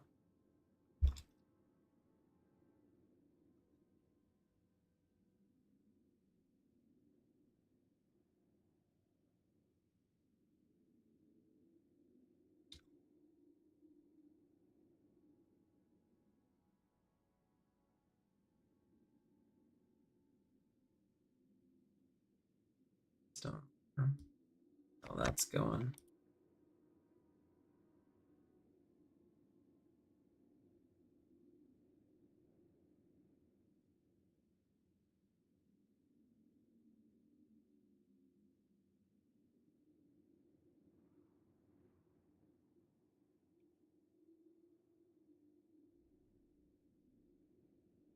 I'm gonna save up for 1,000 Ascendium, I think, actually, and get the arrow.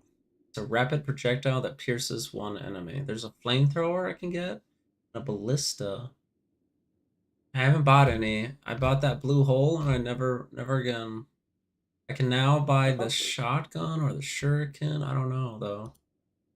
I've been using Shuriken and it's pretty effective. I thought so. Thought it would be. But the flamethrower shoots a quick barrage of weak, imprecise projectiles, but if you have a bunch of damage increase, it's just like a bunch of damage, probably. Mm-hmm. You can hit anything. The ballista is a slow but large, piercing projectile. Slow just means it shoots slow. But also probably... I mean, it moves slow, but also probably shoots slow.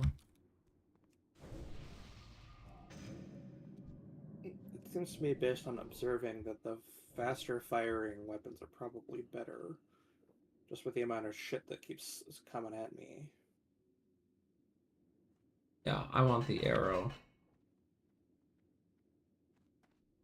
The way the cursor thing keeps turning reminds me of like bullfrogs and stuff.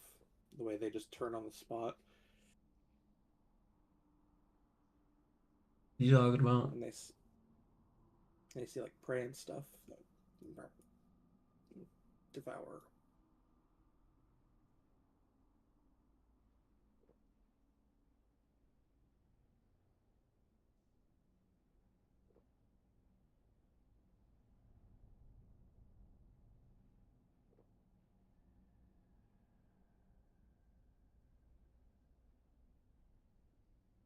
Gomer pile.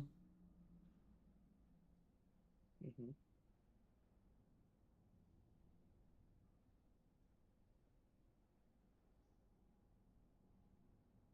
Gomer fud.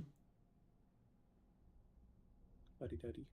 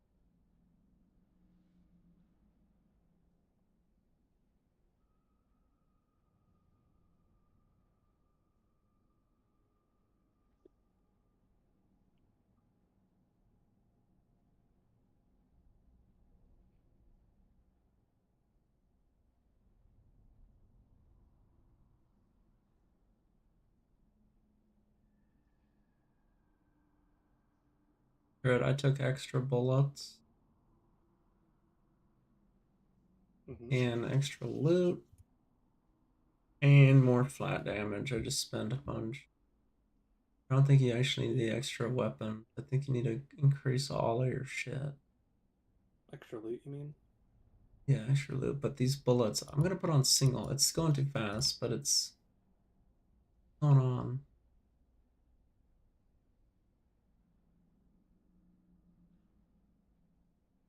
And the first bullet, the first rank of extra bullets is like 30 or whatever, 50.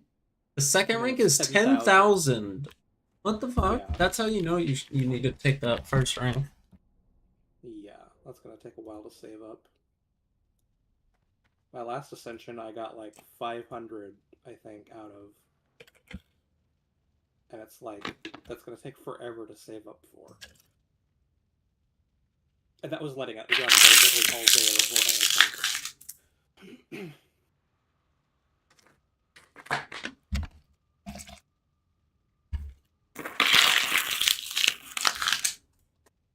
But definitely go keep first.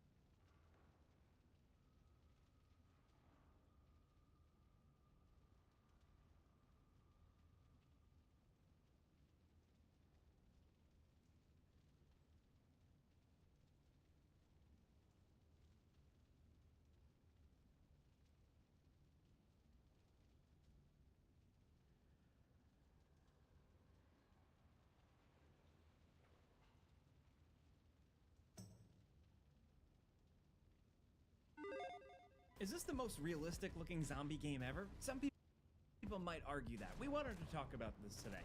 Recently, I came across our desk a new update trailer for Body Cam. As you probably know, the viral competitive first-person shooter game that released a few years back. It's still technically in early access, but most recently it got updated with a zombies mode.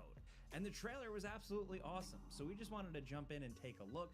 The offering here and what they have isn't quite enough for us to make like a full before you buy video and give it that treatment, but it was fun. It was something different. We were looking for something. At least the rogue and got a warrior, so now we have a plate user in this pretty group cool. too, which With that, there are some fills us caveats. out. I'm the only clothy, but Body cam itself healer is will still probably very ours. much an early access I'll not take game. cloth or whatever. When it comes to big AAA flash games, there's some stuff this game is definitely lacking.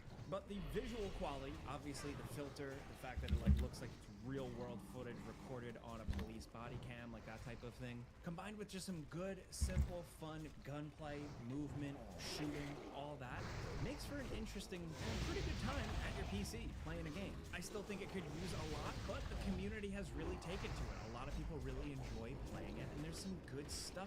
Now, the zombies mode in particular, essentially what this is for Halloween, a zombies mode was added to the game as like a timed thing, and now it's fully here. It's a little bit more fleshed out, and you can access it whenever you want.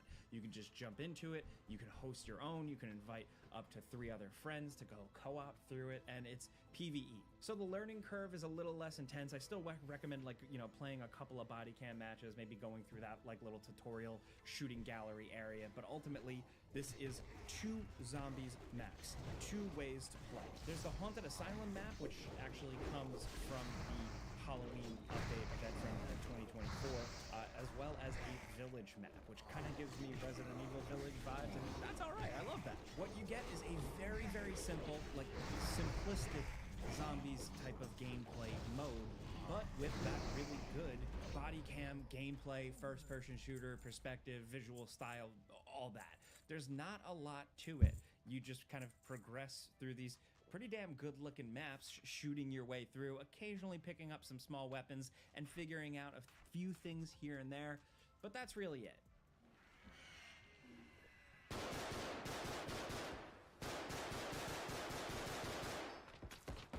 Looks good, kind of.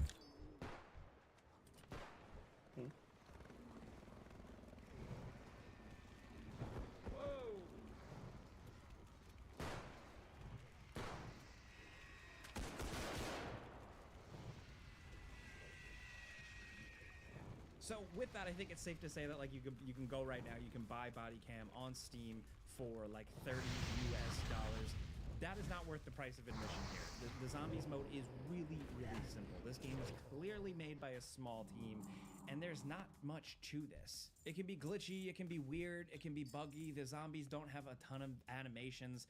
There's not really a lot to it, but I gotta say, still playing through it for a few hours, it was a good bit of fun, because that view and just the way the game really effectively uses light and darkness and the visual filters made for a good, you know, really engrossing zombie shooting gameplay experience. It can be pretty scary, you can die pretty much instantly, and these things come out of nowhere. Sometimes it's bullshit and they spawn from, I swear to God, just like the corner, but that's also part of the fun of keeping you on your toes. And when you're with a good crew, which I was lucky to have, we were all kind of watching each other's backs, trying to play as tactically as we possibly could, and it was good for that. Pacing wise, you kind of just progress through. The asylum map is just kind of turning on generators, wandering around, getting doors to open. And I will say the map is kind of clever in how it funnels you, and it forces you in like little situations where you're just kind of scrambling around to cover multiple hallways where zombies are pouring in. But the village map has a lot to it. It's just paced really well, because it's like 1 minute you're wandering through the forest, then you're stuck in a canyon with zombies falling down, like almost raining from the sky.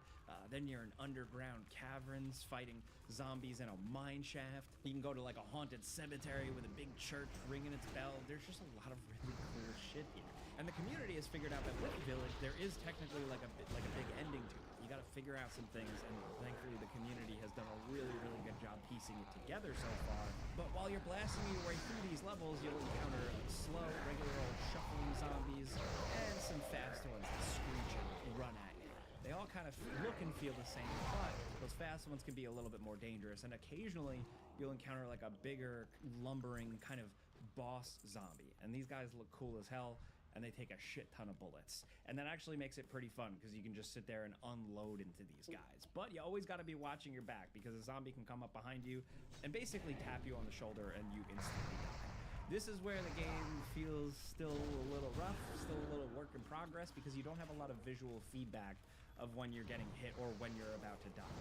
Obviously, it means you need to just watch your six constantly. You have to have your head on a swivel, right? But even in terms of sound design, it's pretty difficult sometimes to even hear a zombie coming up behind you. And then when you do die, sometimes you don't even realize you died for a second. Look, again, you can argue that's realism because if you died in real life, you probably wouldn't know you died right away, right? Depending on what you believe. Still, look, I think the zombies hitting you and hurting you and you dying, I think could feel a little better. My other criticism, other than just like it being light on content, is I really wish there was more gore because this game has a ton of potential for that.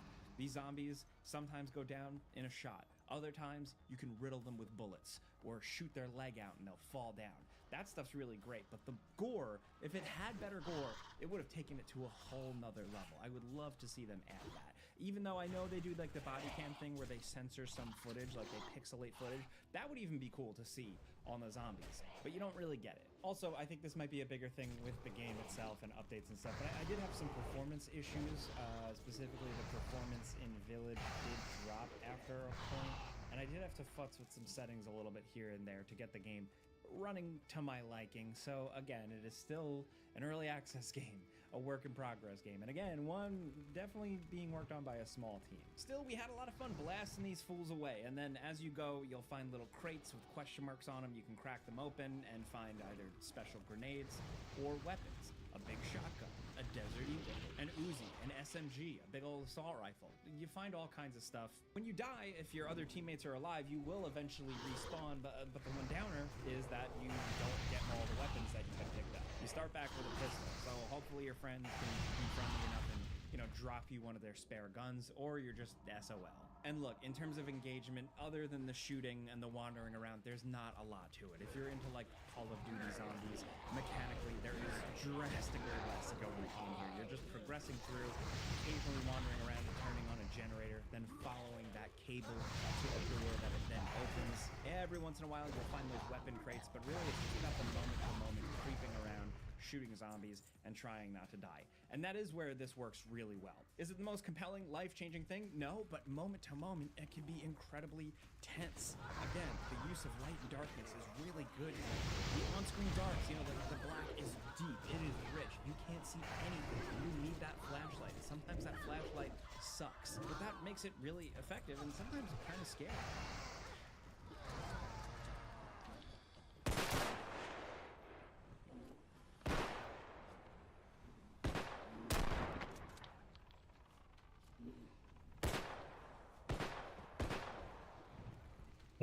And then along with that, the guns themselves, the gunplay. The movement takes some getting used to at first. Like if you haven't played body cam at first when you move around in this game, Oh god, that guy died. but you know, you get used to it. There are some visual filters and adjustments you can do in the options, but it's got a good feeling lean, it's got good ADS, the sway, the movement, all actually really works where you do still feel accurate, you do still feel effective once you get used to it, and that's important. You still want to feel like a badass, That's what I had for right? breakfast. So even though the game has this really hyper-realistic feel and Big ol' hot flair to dog. it, you can still kind of run and gun It pretty was thick and effective. grilled I'm cheese, not but an I expert at the might regular not old do that. PvP mode, but in this zombie We're mode, gonna get, it's I guess it might be on Saturday. enjoy both taking it We're getting slow, the stock sprinting when I team. have to retreat, aiming around corners. Chick-fil-A feels for really good. breakfast. Also, I again, asked us the all, guns would we rather have themselves, Chick-fil-A for the breakfast sound, or the crack of a pistol, McDonald's? the And boom of a shotgun, and just the overall McDonald's is feel good. to these guns. The muzzle flash. Chick-fil-A the breakfast spreads, gotta the be better, recoil, right? All that stuff here is just really. I don't know. good. I've The never game had does a Chick-fil-A, really, but- really good Neither. job I'm just saying it's got to be. That's why I use those words. I don't know. I'd be pretty tempted by those McGriddles. Double McGriddle. I'll be happy. Yeah. McDonald's would have been perfectly fine. I'm just saying.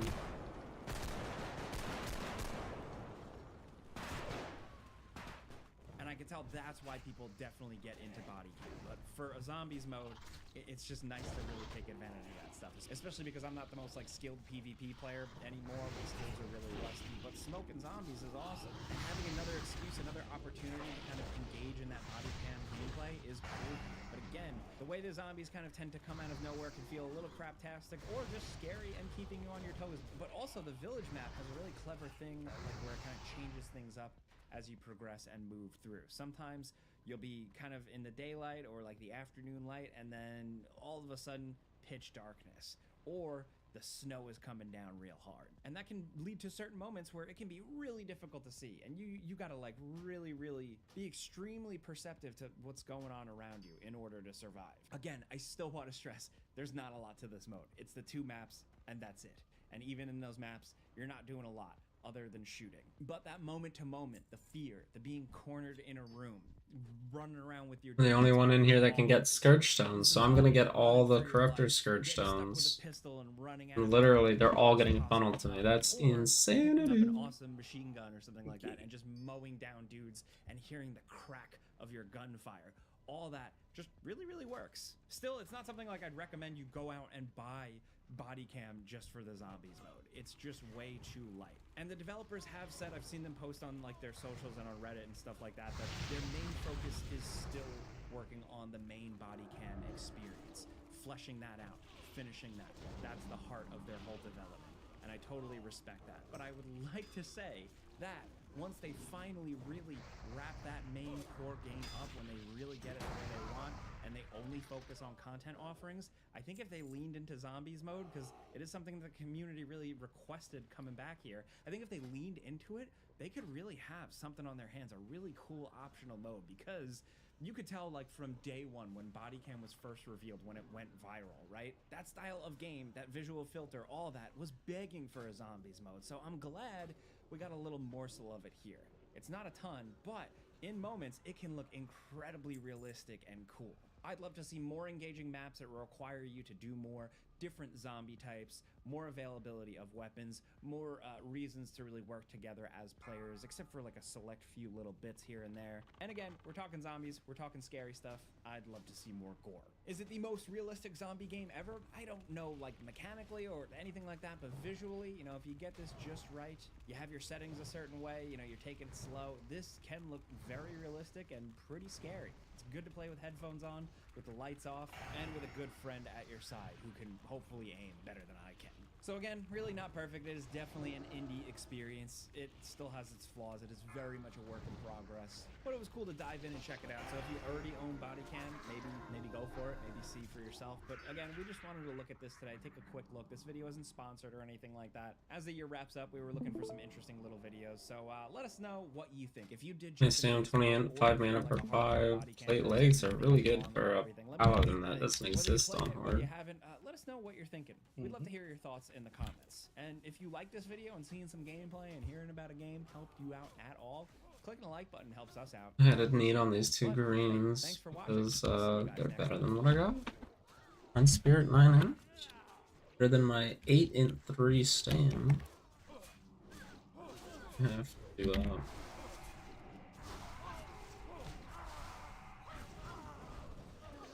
chant.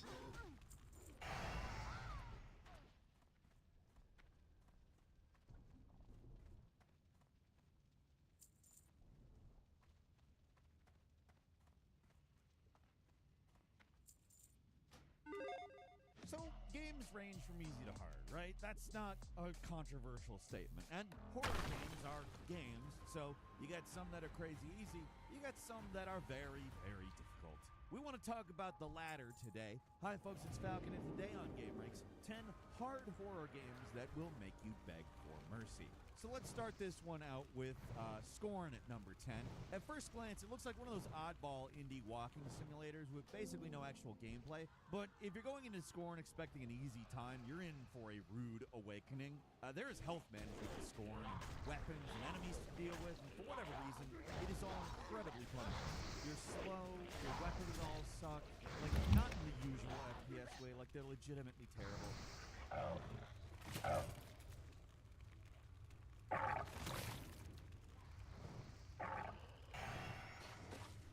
Even something as basic as a melee weapon is awkward. It has a weird hitbox. Takes forever to recharge. Yes, even the melee weapon needs to recharge, by the way. That's how much of a chump you are. Guns are better, but only by so much. It takes a ton of shots to kill even the weakest little monsters, and just a few hits from their side is going to decimate your health. So the only way to restore your life, by the way, is these healing stations, which are few and far between. Take all that, throw in some pretty unforgiving checkpoints, and they'll either trap you in difficult positions or force you to replay large sections of the game over again, and that extends this game's desperately short runtime. Sounds like I'm ragging on the game, but there's actually positives to Scorn. It's a weirdo horror experience that is actually visually stunning. The world they created here is so alien and inhospitable and unknowable that just being there feels uncomfortable. They probably could have gotten away with just making this a walking simulator / puzzle game. So in a way, you have to respect the ambition of trying to make this an actual survival horror game. And there is an argument that the level of difficulty actually plays into the themes, but also, does it matter? Does it need to be this hard? Do you really need to be this much of a weak little chump? Like, Scorn Guy is such a weakling, even the protagonist of Outlast 2 could probably beat him up, so I don't know. It's a philosophical question that will never be answered. If you like the game, you like the game. If you don't, you don't.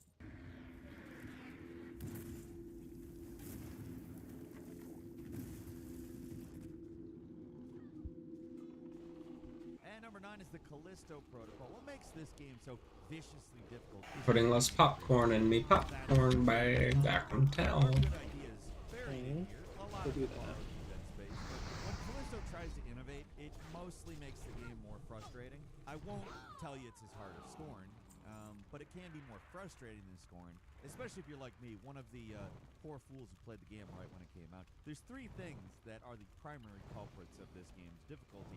The inventory system, the unique controls, and the unforgiving save system. Your inventory is just hopelessly limited. You can barely carry anything. You're forced to throw away useful stuff all the time. In contrast to Dead Space, which is mostly pretty generous with items, Callisto's really stingy, and it makes it easy to get into a spot where you desperately need ammo or energy recharge, and you do not have it. The controls, definitely the game's most divisive element, well, outside of the lackluster story and short length, but those 2 things aren't really relevant to this discussion, and if the game was super fun to control, probably wouldn't matter. But the controls, they're weird. For one thing, there is a really heavy emphasis on close-range combat. It's essentially right out of Last of Us, but with a strange twist. To dodge instead of just doing something like pressing a button, because that's super lame, man. You have to either move your guy left or right in order to dodge incoming attacks. It's imprecise, super confusing, and it can take a long time before you start to piece together what exactly the game wants you to do.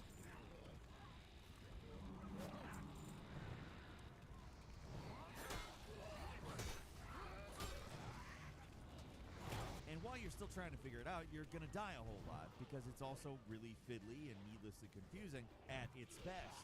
I'll say once it clicks, the combat becomes significantly easier, but that doesn't mean it's good and not frustrating. Take all that, throw in some obnoxious checkpoints and force you to restart entire sections over and over again. If you die, then you've got to rescue. It's really frustrating. Once you actually start getting guns and some actual ammo, it gets a little less frustrating. Overall, I'd say the Callisto Protocol is a little less frustrating than Scorn on average, but with Callisto, the first few hours are going to be so annoying. And even though it eases up on you, there are still some big difficulty spikes along the way, and they're bad enough to sour the entire experience. Worst of all, it's short. Once you finally do start getting used to the strange combat, the game's over. I can't tell you if that's good or bad, honestly.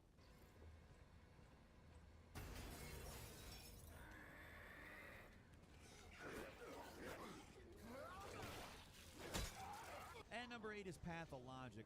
Well, the sequel is... I was looking at them like, I can't need those. Every metric a better game. The original Pathologic is a truly... These guys are gonna hate me. Do it anyway, lol. Well, then they told me I could, and I was like, absolutely. Thank you. Tedious, miserable. Take any... Doesn't make any sense. It's bad. The sequel's a game you play, while the original is a game you survive. or try to, rather. The basic premise here is that you pick one of 3 different characters who arrived in a mysterious steppe village in order to find a cure for a disease that's ravaging the town. Rather than being a traditional horror game, survival is your most pressing problem. There is some combat, but it's downplayed compared to finding food to keep your belly full, remaining awake and avoiding getting infected at all costs. It is a game with a plague that you can get the plague in, and its effects are debilitating. Just surviving long enough to even catch the plague, though, is difficult, to be frank. Depending on who you pick as a starting character, you start off with basically nothing, and you're forced to scrounge through garbage just to survive. Hostile townsfolk will beat you up just by getting too close.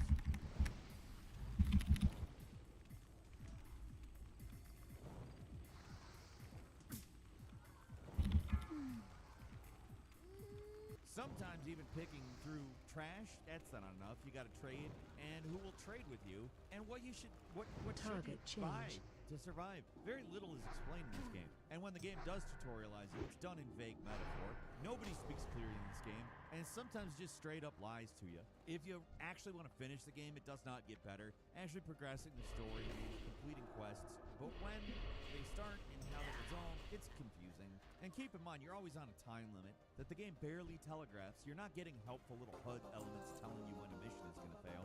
You just have to keep track of everything yourself. It's all so vague and seemingly directionless, and there's a reason people just give up trying to play this thing, even for dedicated players. It's going to take a few restarts before you fully understand what you're even supposed to do to survive. Forget completing the mission, just survive. It's a game I could easily place at number 1 on this list. It's just so damn obtuse, but this isn't a sequential list, so it doesn't really matter.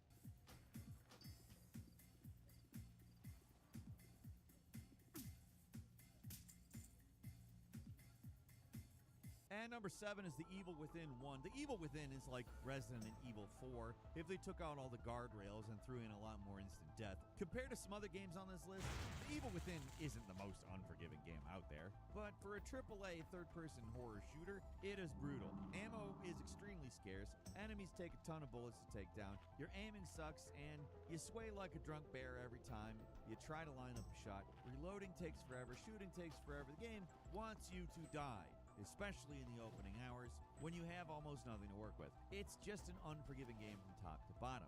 The average enemies are dangerous, all the bosses are somehow worse. Most of them have some kind of instant kill attack when you fight them.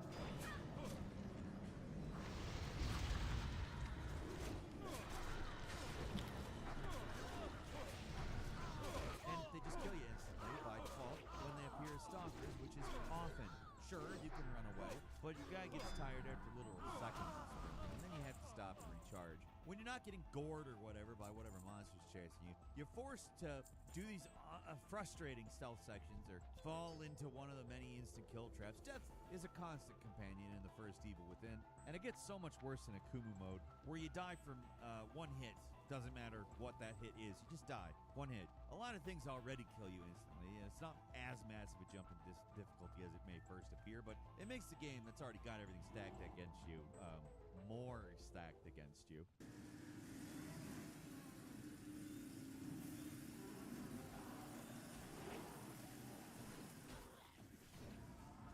And number 6 is Visage. What makes this game so hard is its combination of inspirations. It's part Amnesia, The Dark Descent, part PT. It takes the challenging aspects of both of those games, the sanity effects, stalkers, and resource management of Amnesia, and combines them with the obtuse confusion of PT. Just knowing what you're supposed to do at any given time is difficult. Sometimes your goals are kind of clear, but a lot of the time the game hides progression behind almost invisible triggers. Stuff that you would have no idea about unless you were reading a guide, in fact. Just playing through Visage is like solving an extremely complicated... I need plagued flesh samples. I got a couple quests in here too. I love this game. I could just be grinding Sunken Temple to 60, but you've heard Knobs. He just simply doesn't understand. He literally doesn't get it. He's so fucking obtuse. I'm not here to just grind to 60. I'm here to have fun and play the game, dude. I'm here, I'm getting gear and levels, and I'm having fun, and I'm playing with people. What do you think the minimum level for those are, like Strat and Scala? 52? No. Can't look at it when I'm in a fucking group, dude. It's like 50. 8 for Scolo, 50.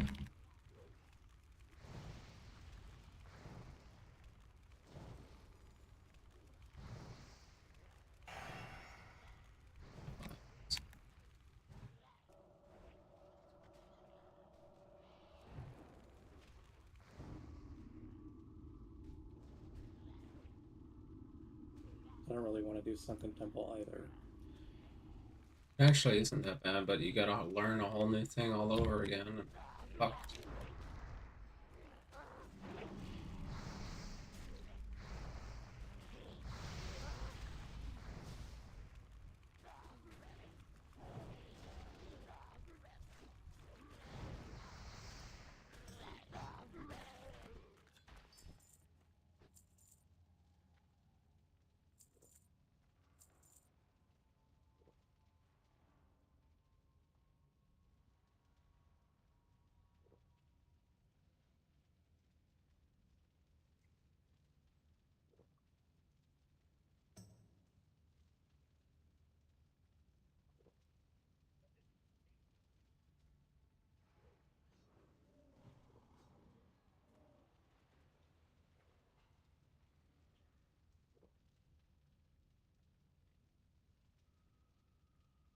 Yeah, so I've been in here 2 seconds. I got the Devout Bracers, the Dreadmist Sandals, I got new pants, Arcane Leggings. Yeah, those are huge. Huge upgrades. Things that I can't get from soloing Sunken Temple. Things that fucking knobs could not possibly understand. Some of those you can buy off the auction house. Like, sure, he'll just buy anything he wants off the auction house. He's a fucking idiot. He's a loser. To be honest. The most loser of losers. Like, why are you playing this game? You have all of this shit. You have all of these characters, but you don't use them for anything because you don't actually play the game. You don't actually do anything. And sure, keep hiding behind the I'm waiting for TBC excuse. What are you going to do when TBC actually comes out? You're still not going to play the game. You're still not actually going to do anything. Yeah, what's it gonna AoE grind in TBC to get all those ults to cap? It's an idiot, man. And like, talking about doesn't want to play, he has no interest in doing any of the stuff. And it's like, yeah, well, maybe give it a fucking it's fun. Oh, dumb.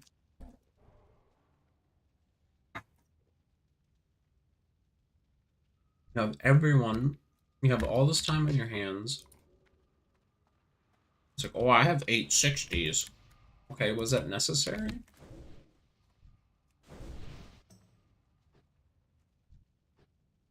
And they're all druids and mages. Literally half of them are. Over half of them are druids and mages. He has a rogue and a warrior and a hunter, I think, and that's it.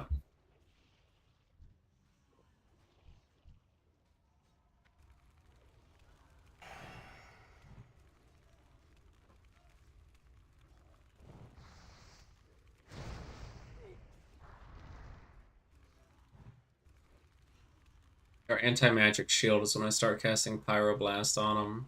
Do like doing that kind of thing. Standing there doing nothing. Fuck. I used all my mana gems. Time to go making more mana gems.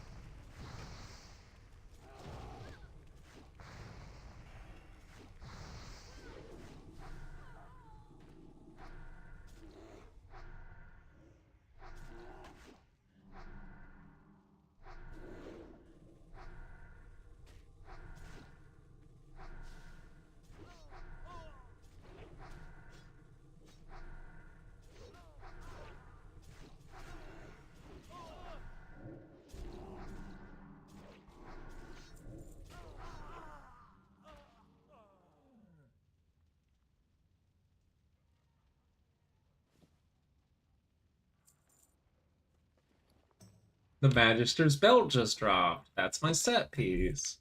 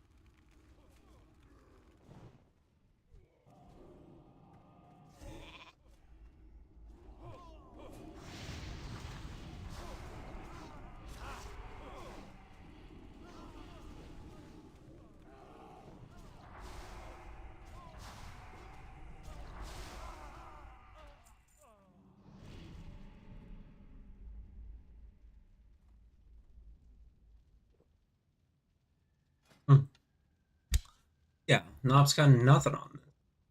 Red Mist Sandals, Devout Bracers, the Magister's Mantle and Belt I've gotten. I'm just doing dungeons with people. I'm still getting XP, so it's not even a problem. I'm still getting money. Sometimes grinding this same thing over and over is not it. I wonder if he is autistic. Like, what a fucking idiot. Like, oh, it's all about efficiency. I'm like, Knobs, you're getting locked out for 15 minutes after you're done with it. So why don't you grab the trolls too, so that your runs are longer, so that you're never locked out? And he had nothing to say. He was like, oh, that's a good idea. But he can't admit that I have a good idea. So he was like, oh, well, sometimes I just like I want a break, you know? No, you were just sitting there screaming at the computer that you still couldn't get in.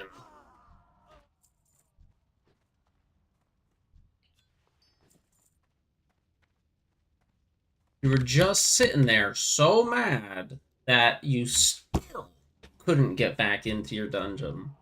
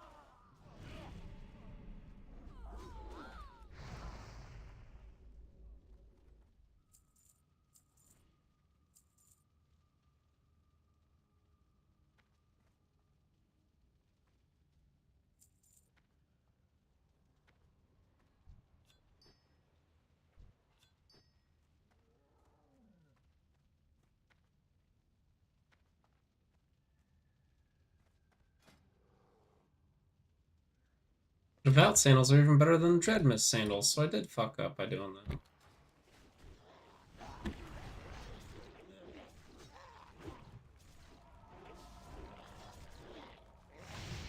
Oh, that's not.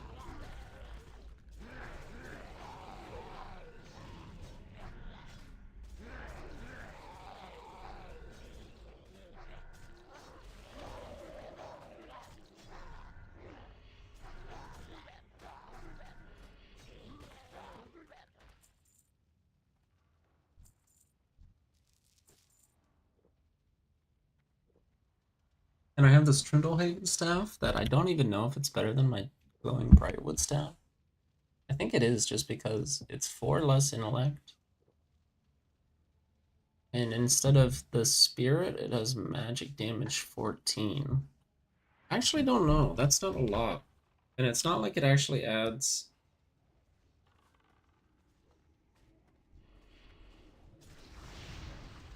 all that much. I think it's still probably an upgrade. I don't think it adds the actual flat 13 to every spell or anything. That's definitely not what it does.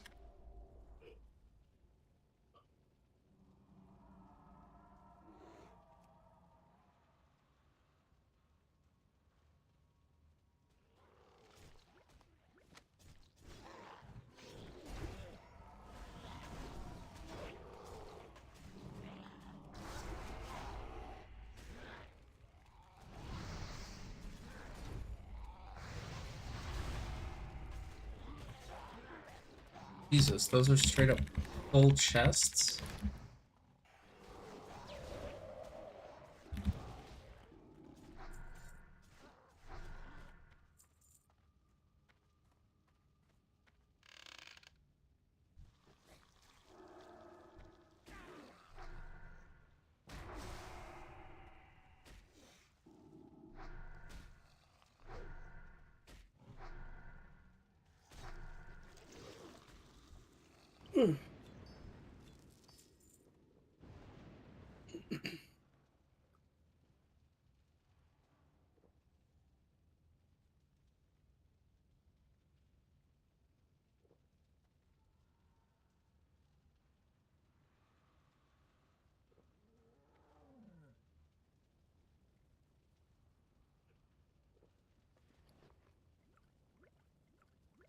Yeah, shitload.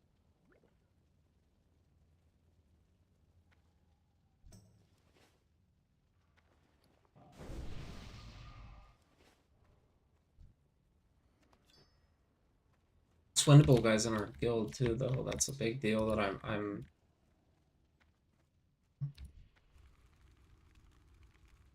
even myself.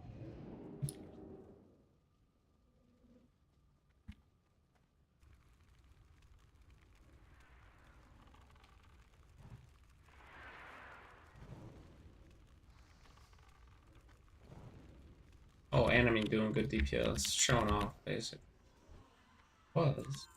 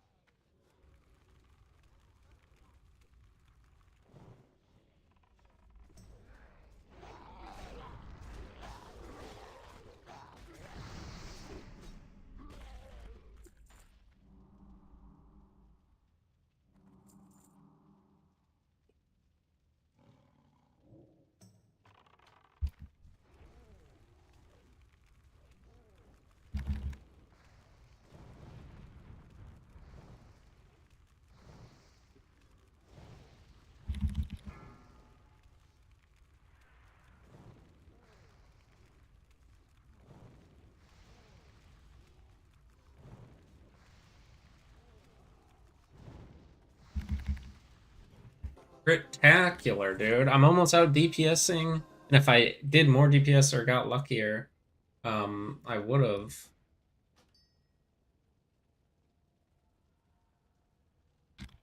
Explodify. Almost out DPS with Max level Hunter.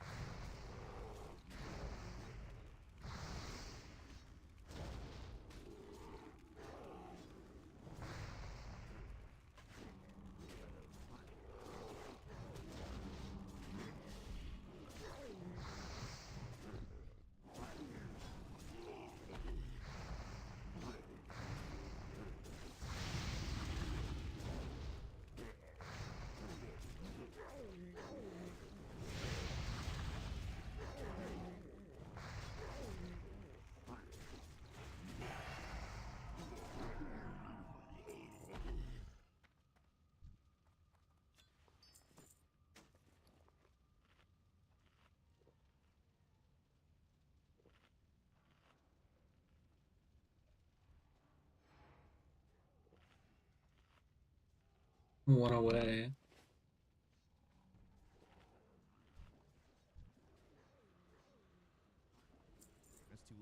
getting killed from randomly spawning ghosts that start hunting you out of nowhere.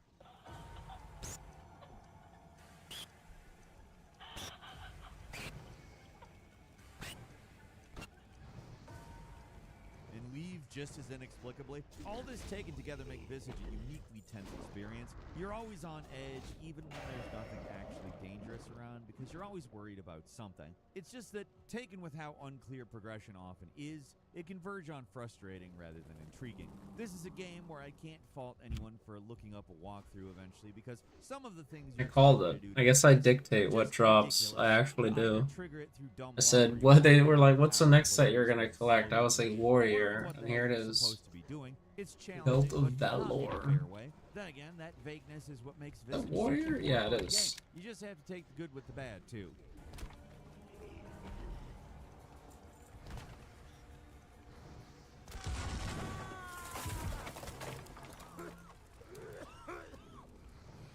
At number 5 is Pride of Fear, a free-to-play game. It was made using the original Half-Life engine. It's a technical marvel. What they managed to accomplish with an aging engine, it's extremely impressive. And the old-school aesthetic actually adds to the creepy atmosphere. It's creepy, but what stands out about Pride of Fear is how weirdly hard it is. They really wanted to capture the classic Resident Evil vibe there with a small inventory, limited resources, save stations that are positioned far from one another. It's the usual format, but the difference here is that Resident Evil games just want to give you the impression of scarcity. They tend to actually give you more than enough ammo and healing to get through them, but Cry of Fear, oof, they're actually scarce with the goods. There's a lot of situations where you just straight up run out of ammo, and I mean, it's only if you're not extremely, extremely stingy, and even then sometimes it's not enough.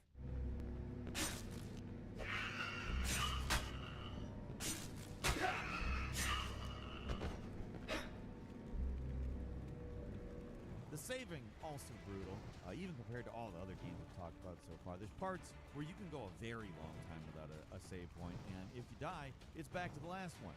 No checkpoints, no auto-saves, nothing.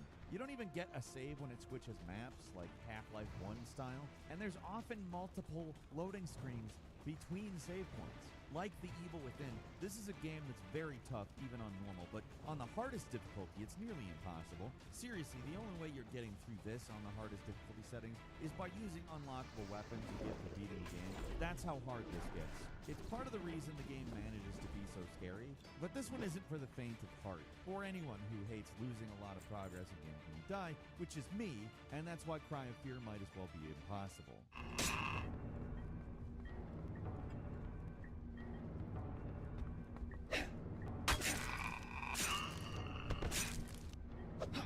And number 4 is the Lakeview Cabin Collection. Let me walk you through the usual experience of playing this one. The game is split up into 3 main mini scenarios that you play in any order, because there are 3 sequels to the Lakeview Cabin, parts 3, 4, and 5. So if you start up part 3, wander around for a while, having no idea what you're supposed to do, and then a killer runs at you out from nowhere and you die, so you switch over to part 4, wander around feeling even more lost, and then die, most likely from a rat or something. You don't even get the dignity of being killed by a cycle. Part 5 plays out the same. What are you supposed to do here? These are puzzle games combined with horror, but with emergent elements and randomization. The entire house from Part 4 is randomly generated, and to make it even more confusing, certain doors don't even connect in ways that make any sense whatsoever. Sometimes you go through a door, it leads somewhere, and then you go back through the same door and it leads somewhere else. The puzzle of these games is figuring out how to deal with the killers without getting killed yourself, and that's not easy. It takes a disturbing amount of trial and error. That's just to figure out your first steps, let alone actually saving yourself from getting murdered. It's not really a scary-looking game. It's all very basic graphically. Man, it is so tense,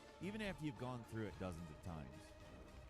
And number 3 is Darkwood. You'd think giving a game a top-down view would make it less scary, or at least easier, but Darkwood is one of the most unforgiving horror games of all time. Not as brutal as Pathologic, but it is similar in how vague everything is. What you're supposed to do is a mystery. All you know is things get crazy at night, and you better be prepared, otherwise you're toast. Going outside during the day is bad enough. You're always low on resources. Melee weapons are awkward to use and pretty weak, and you still get easily jumped out of nowhere because the fog that obscures most of the screen. Your dude can only see like a cone in front of him. It's like you were playing Metal Gear Solid, but instead of as Snake, you are the Genome Soldier.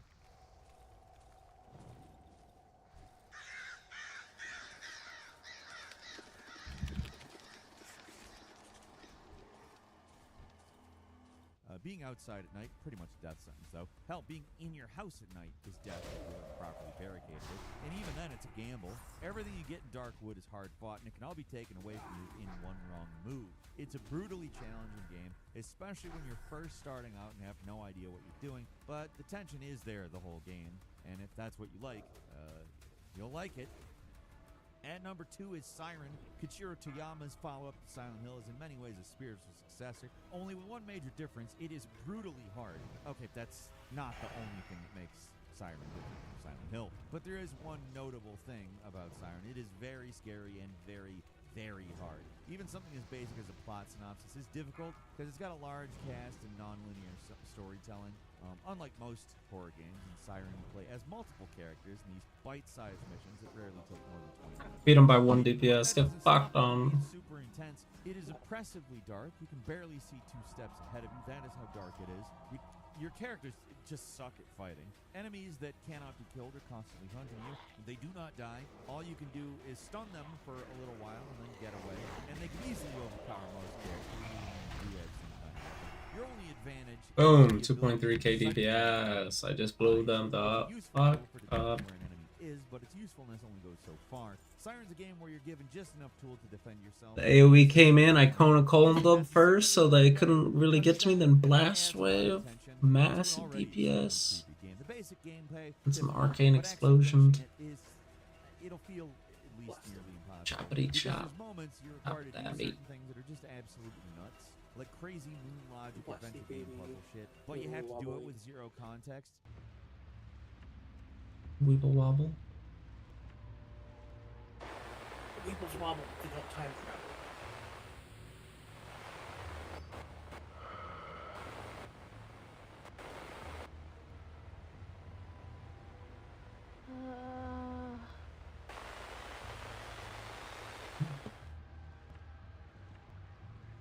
See, in Siren, there's missions with optional objectives that you can complete, and they change the outcomes of other missions, and the game does tell you at least when a mission has these moments, but they only give you extremely vague clues about what you should do.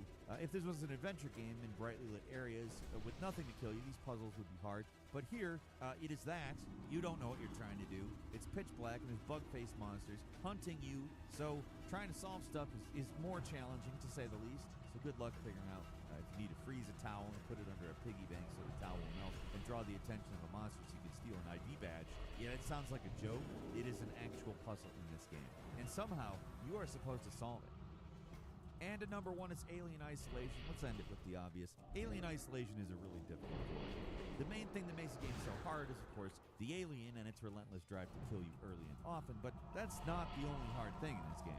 The alien isn't the only thing trying to kill you. There's humans with guns and corrupted androids. They're all just as likely to take you out, and sometimes you have to deal with all of it at the same time. The real star of the show is obviously the alien, though.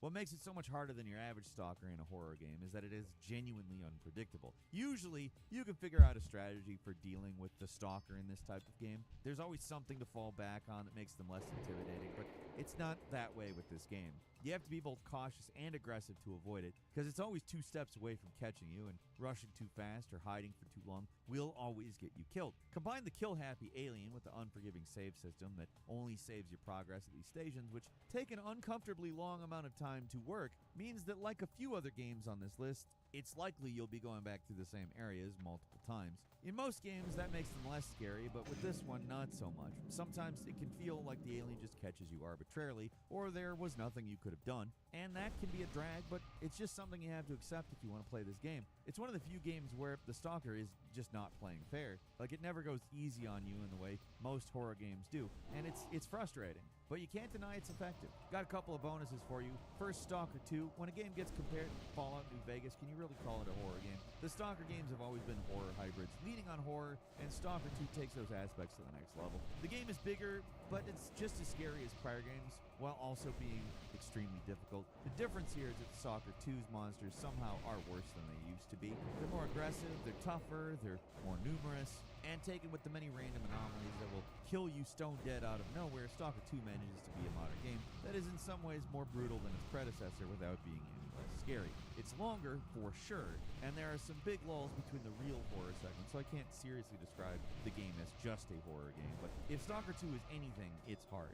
And finally, Fear and Hunger, an RPG Maker indie nightmare. I can't in good conscience call this a full-blown horror experience, because it plays more like a JRPG with turn-based combat and all, but in every other respect, it's a horror game, and a nightmarishly difficult one. The game is infamous for a reason. Death can come mere minutes from starting the game. It's relentless. Everything wants you dead, from the obvious stuff like mutated jailers, or wander the halls, to any random mundane thing you see.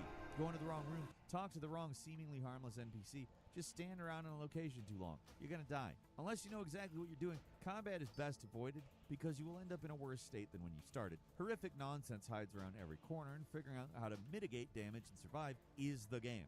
Even when you start Amazing so healing. much is left to a coin flip. There's a 50-50 chance that you can't plan on anything. This is a game where everything can go wrong in seconds, even after you spend hours doing something right. It's roguelike in everything but name, simply because it's so ridiculously challenging. And the horror I got my atmosphere is so Magister's thick that pants. even though it's all a bunch of relatively crude images, That's a 3-piece Magisters now, it's dude. hard Look to at that upgrade. I got an upgrade already. when one false I went from the move Venom goes Shroud down, Leggings, you don't 15 know you're intellect, wrong and you'll die. 12 Sometimes spirit, you're 6 hungry, you natures can't is do anything whatever. I right, had them because you the die natures anyway. is It's the actually closest thing to, the 17 stam, a 17 troll intellect, or a Kaizo 20 hack stam, horror genre. 12 That's stam, the 20 level of intellect, challenge 21 I'm spirit, talking about. all It's of them. insane.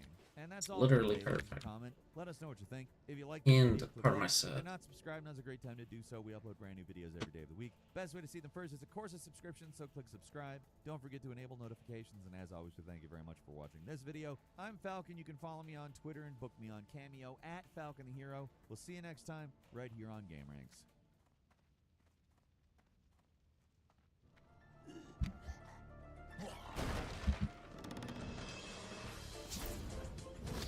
It is just upgrades after upgrades.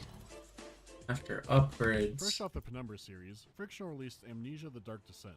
And let's face it, you know what this game is, your dog probably knows what this game is, and that's because this is the game that arguably made YouTube Let's Plays explode into the mainstream. A strange and magical time where your dad could forward you the Milky Ways clip.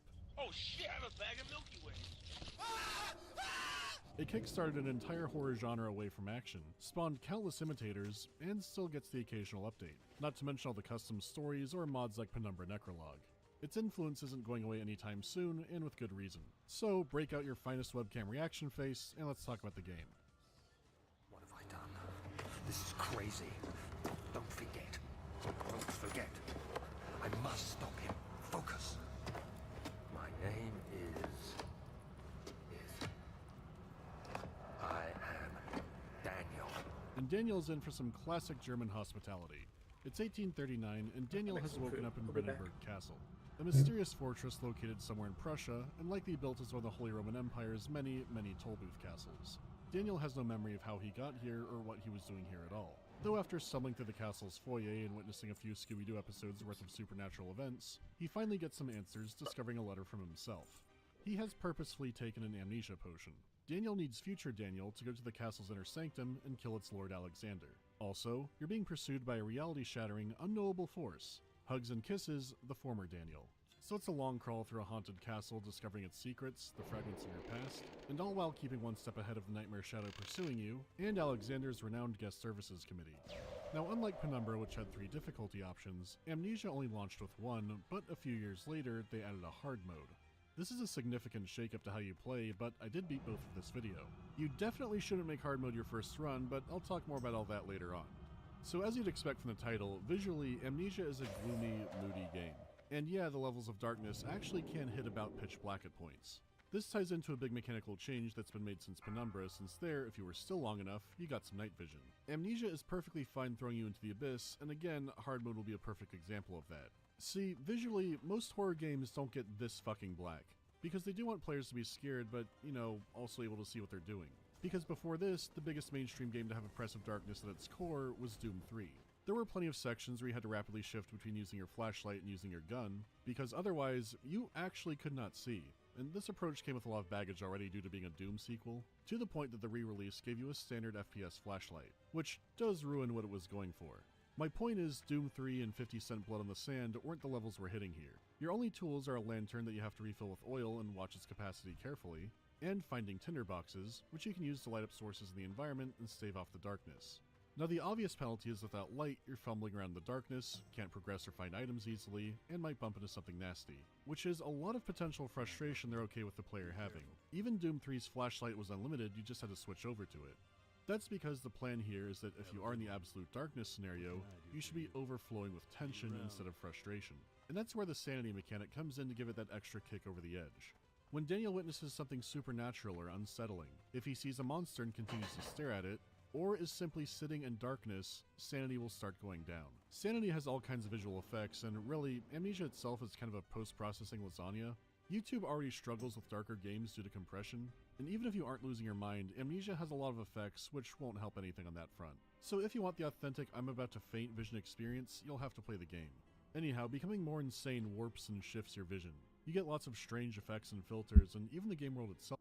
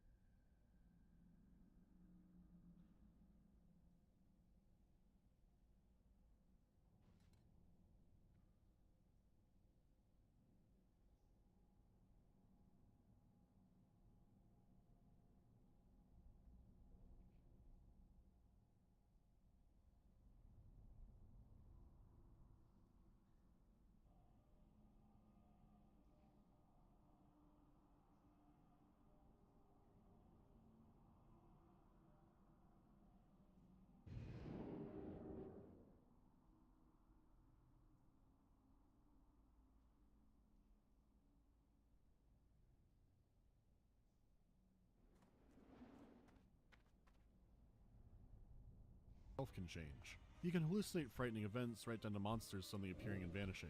You'll find more disturbing scenes in the castle, and the mundane can become twisted. Call of Cthulhu has a long shadow, and Amnesia has a lot of neat sanity effects.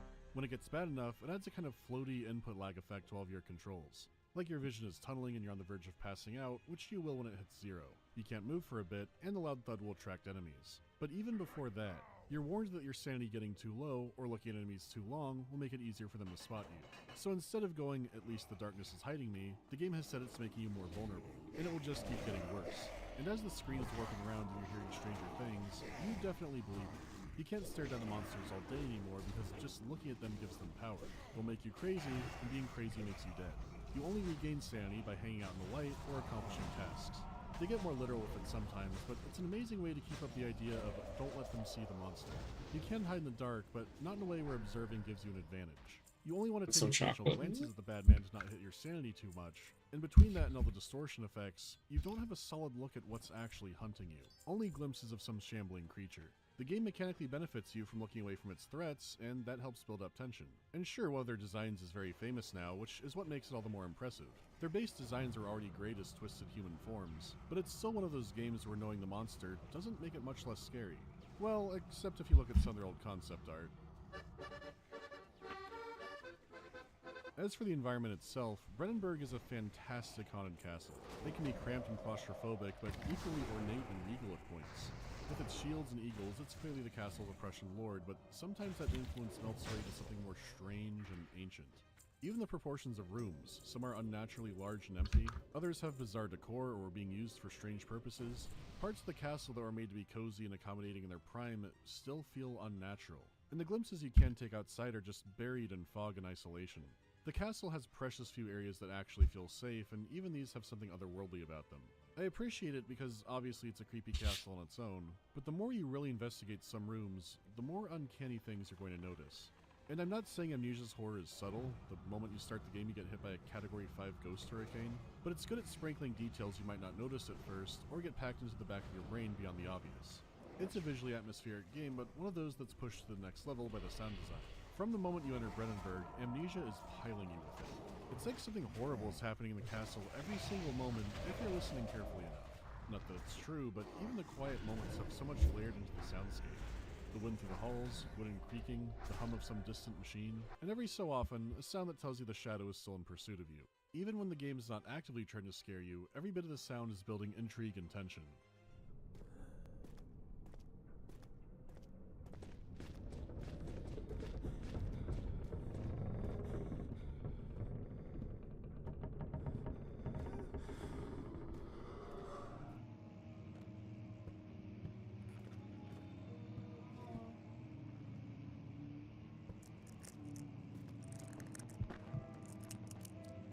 Intruders.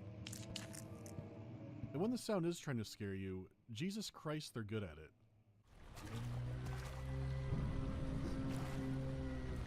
I think Amnesia's sound design is the absolute heart of what makes it so scary for people.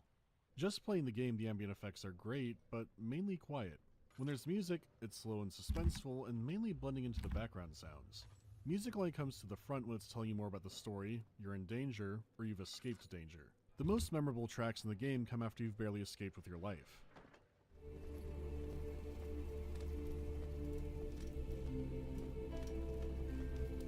The calming music and release from Amnesia's usually oppressive sound design is your reward.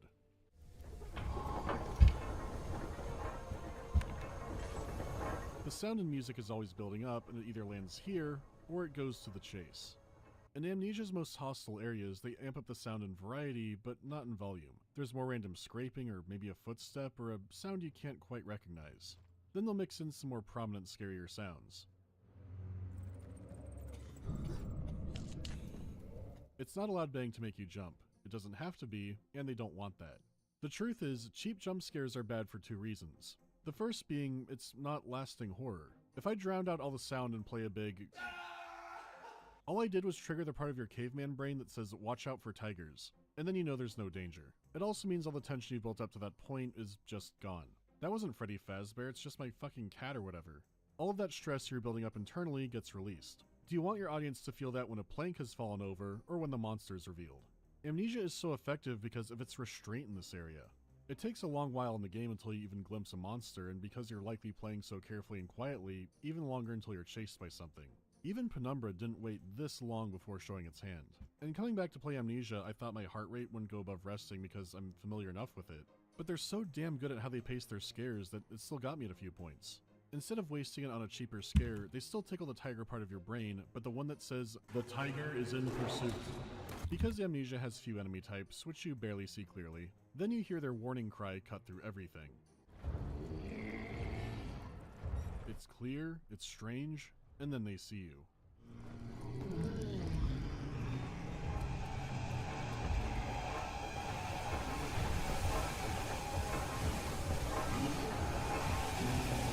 The truth is, that fucking siren is the real monster. After quiet, dread-inducing exploration, hearing that violent siren spin up is incredibly alarming. And I Oh god, there's the other guy. Completely out of mana.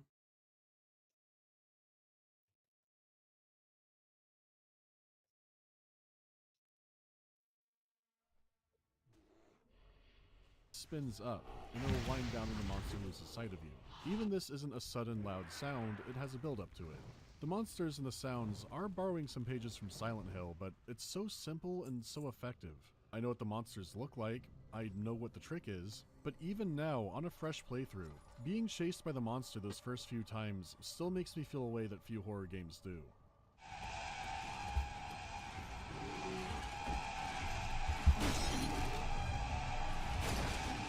They save their most intense sounds for when they'll be the most effective.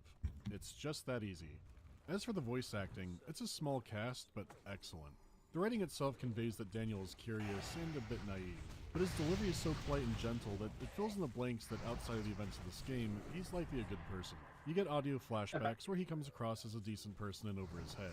Meanwhile, Alexander sounds like Dracula at a social event. He's refined, intelligent, but there's a clear underlying menace. And he delivers every sentence like he's kind of toying with you and knows something you don't. Alexander, is it inside the castle? In a manner of speaking. Come, bring the lamp. You've been to the refinery, have you not? I don't believe I have. Is it connected to the... what did you call it? The inner sanctum. My most precious chamber, Daniel. And it lies well beyond the refinery. In fact, it lies beneath the very stone of Brennenburg. Now there's a voice you can trust. As for the gameplay, it's fairly straightforward. For starters, it has the same kind of physics controls as the Penumbra games. You can physically pick up and throw most objects, searching a desk or wardrobe will mean physically opening each drawer, and of course you'll need to physically push and pull doors. Once again, it adds some physicality to the world and unique solutions for puzzles, and will be much more difficult when oppression penetrators are after you.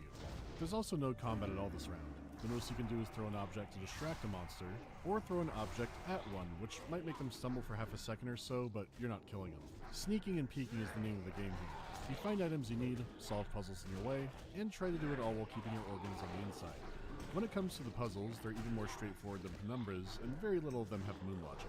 You still have an inventory for carrying tinder boxes, oil, health potions, and items you need, but many puzzles don't require aspects like item combining. More than anything, it's a scavenger hunt to find what you need to progress, and then you do the puzzle in the game world itself.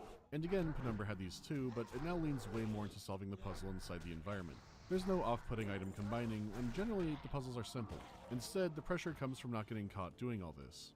For example, Brennenburg has the most reviled, evil storage room in Germany. For back then anyways. There is hardly any natural light to speak of. Alexander's finest are actively on the prowl, and you're looking for parts for an elevator. Having to crawl through hostile territory and retrieve something while you're there makes for some great sequences. If you get caught and die, you're thrown back to your last save. You can save manually, but I would recommend sticking with the game's autosaves. It's pretty rational for where it triggers and is rarely far too back to be annoying. In contrast, sometimes you complete a task and instead of relief, a monster will come in to check what you've done. Amnesia sadly gets more predictable for this as it goes on. Having one come through the wall or rise from a pile of debris or somehow have been in the room the whole time could have been a shakeup.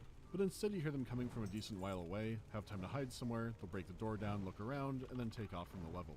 Even a little remix would be welcome, like one coming back into the area to double check, but as is it has you scrambling the first time or two, and then you just start expecting it. If nothing spawns in, you just move along. Only being able to run and hide here does work because it's a shorter game. When you feel like the dance might be getting old, you're likely 6 or so hours into the game near the end, and not something like 12 hours in. The castle has enough variety, and the story is intriguing enough to keep you going. It also helps that they save their strangest visuals, developments, and areas until that final stretch. So it's not more pure Scooby-Doo castle, it begins to make you wonder again. It's a solid, well-paced horror adventure. Which brings me to hard mode. This one is extremely reliant It's a on the hard entire mode. game, and it can feel surprisingly different. For starters, tinderboxes. Fucking forget about them. This is a war of Amnesia. rationing. I beat Spawn Amnesia. any- Maybe I any just old forgot barrel that it's any hard order mode. lantern. You now I don't use think I've ever tinderboxes tried to it. save, which means no It wouldn't be longer that can much you more yourself. difficult. Now, I I'm not basically gonna say played on it's hard easy, mode because but I'd never it's a used fairly my well-known secret to tinderboxes. Amnesia's sanity system. Well, if you thought it wasn't doing quite enough for the game, now when it hits 0, you just drop dead. And how you can tell you're in trouble is Oh, incredibly your vague sanity at kills you if 25%. you drop dead. You only Okay. know that I'm extremely mentally ill and I'm fumbling through darkness. If it You will drops scrounge for 0. any crumb of light to stave off the madness, but not tinderboxes because that's your save. You'll never truly catch me, mutant. I've already shit myself to death. I cannot stress enough how at risk you are this campaign. That example earlier, I had my lantern out but something spooky happened there so it just killed me. You must avert your eyes from all sin. If you hear a scary sound, you look at your feet. It's no longer a pile of disadvantages, it's game over. And because of your lack of light, it means you'll still need to crawl through near pitch black areas. Only pulling your lantern out for a moment or so to stop the sanity drain and see what you're doing. Lacking a tell for imminent death by crazy, like a choking sound, makes the beginning especially frustrating because there's a surprising amount of areas you can die in. Areas that don't need any monster. But once you do start getting your strategic save points up and have to go through the game without tinderboxes or much of a lantern, it does make some sections even tenser than before with all that progress hanging in the air. It's a fun way to replay the game if you're okay with suddenly dropping dead sometimes. So that leaves the story, and if you don't want spoilers, go to here.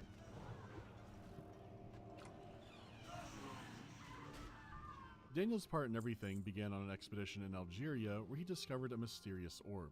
When he touched the orb, it completely shattered, and while he kept the pieces, he couldn't reassemble it. They seemed to shift and change on their own and never came together correctly. When he returned to London, he consulted many experts on the orb, but they didn't have much information. To make it worse, each he consulted would turn up horribly eviscerated a few days later, and he learned the same thing happened to the rest of the expedition in Algeria. What Daniel could find out was that the orbs appeared to have great power and symbolism in human history. But there was nothing concrete until, after a night of nightmares, he reassembled the orb in some kind of fugue state. He threw out lines everywhere, and his only promising response was from Alexander of Brennenburg, who said he knew exactly what was happening. Arriving at the castle, Alexander seems incredibly promising. Alexander's an educated man about these things, and many others. An uncanny amount of others. Daniel even compares him to Leonardo da Vinci, and it seems appropriate. The castle has advanced machinery for the time and even more wondrous things below.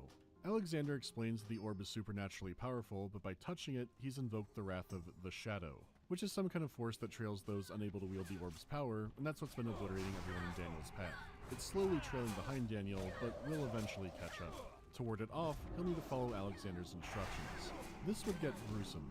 As a baron, part of Alexander's duties included sentencing and punishing prisoners, which included brutal forms of torture.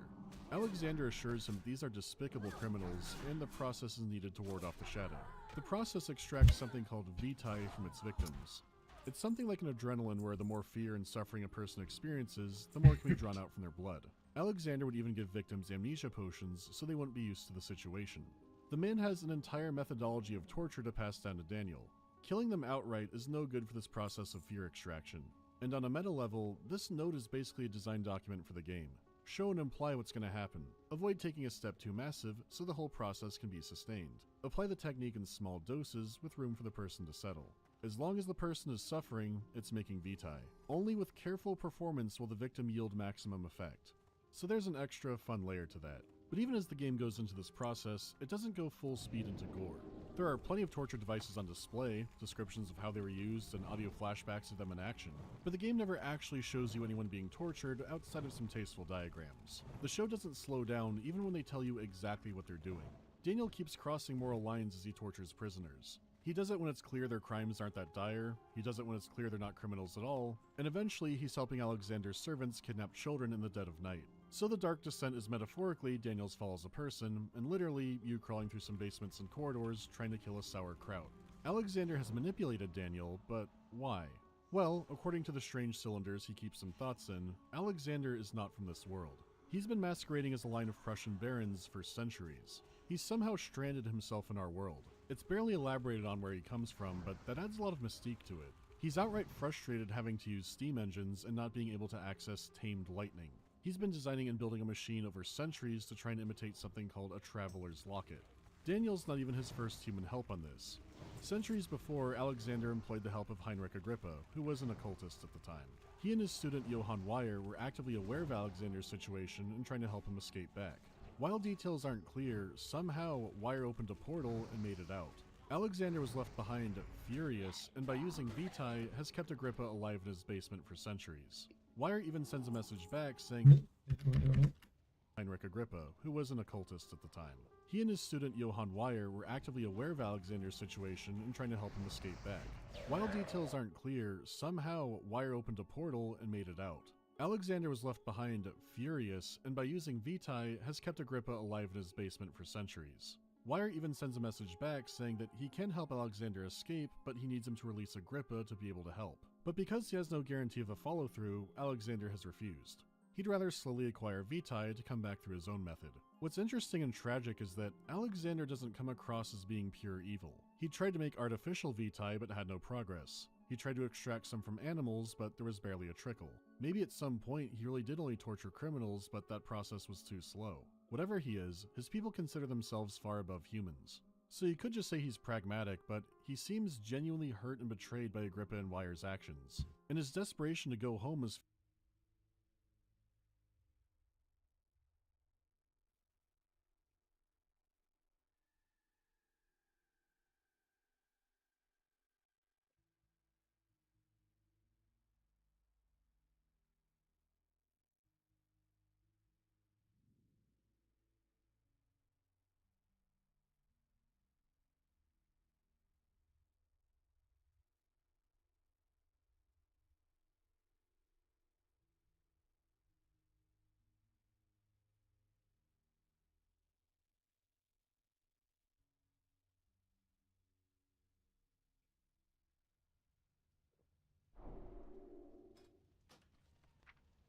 It's got arcane brilliance.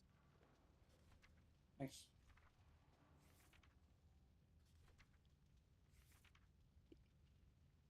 Oh, it requires arcane powder. Uh-huh.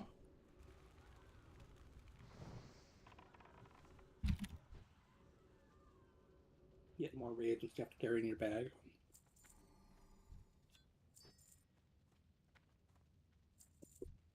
Yeah.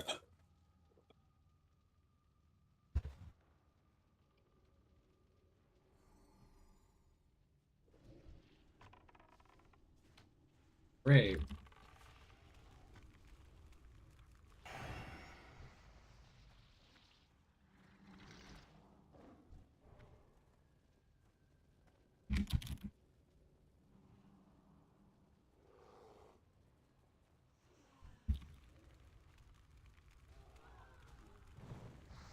fueled by him having a loved one waiting for him.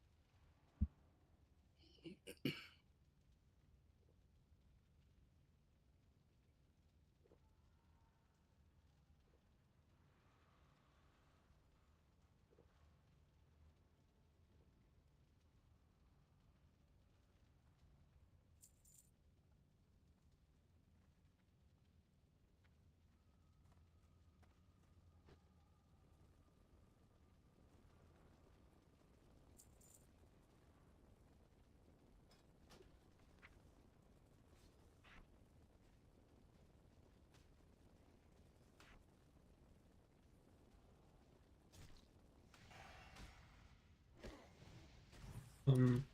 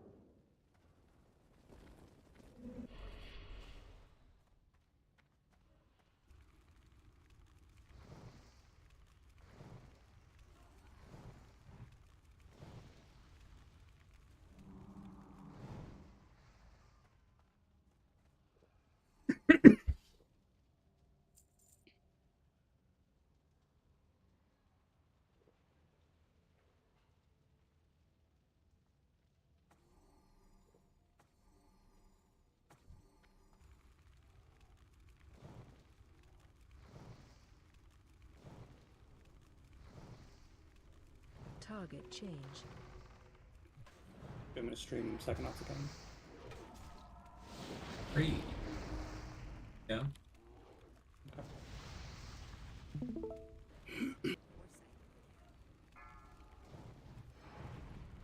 Here we go. Baroness and a story gonna die. Fireballs for days.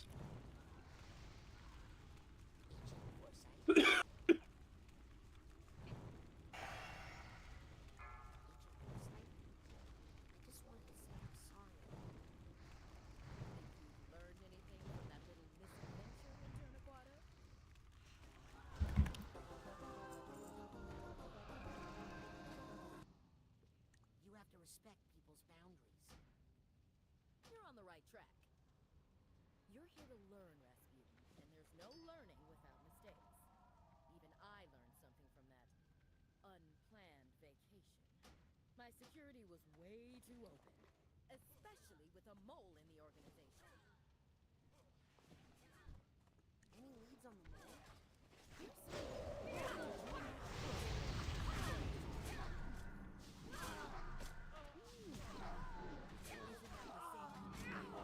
I got new gloves. Yes. Nice. Oh, don't worry. Many families fled Grulovia during the war and after. It's just A lot of blues. permission requested to go outside. Permission denied. We are under lockdown until we get a handle on this mole situation. Sorry to bother you. I know you're busy. I always have time for my interns, Aquato. Now get out of my sight.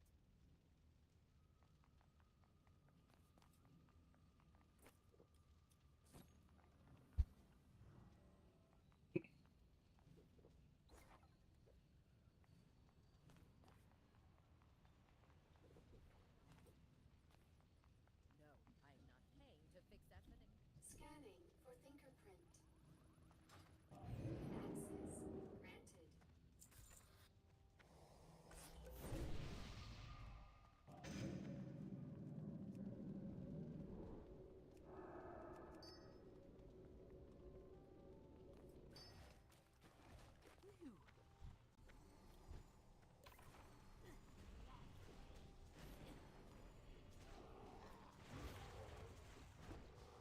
Lily, how is he?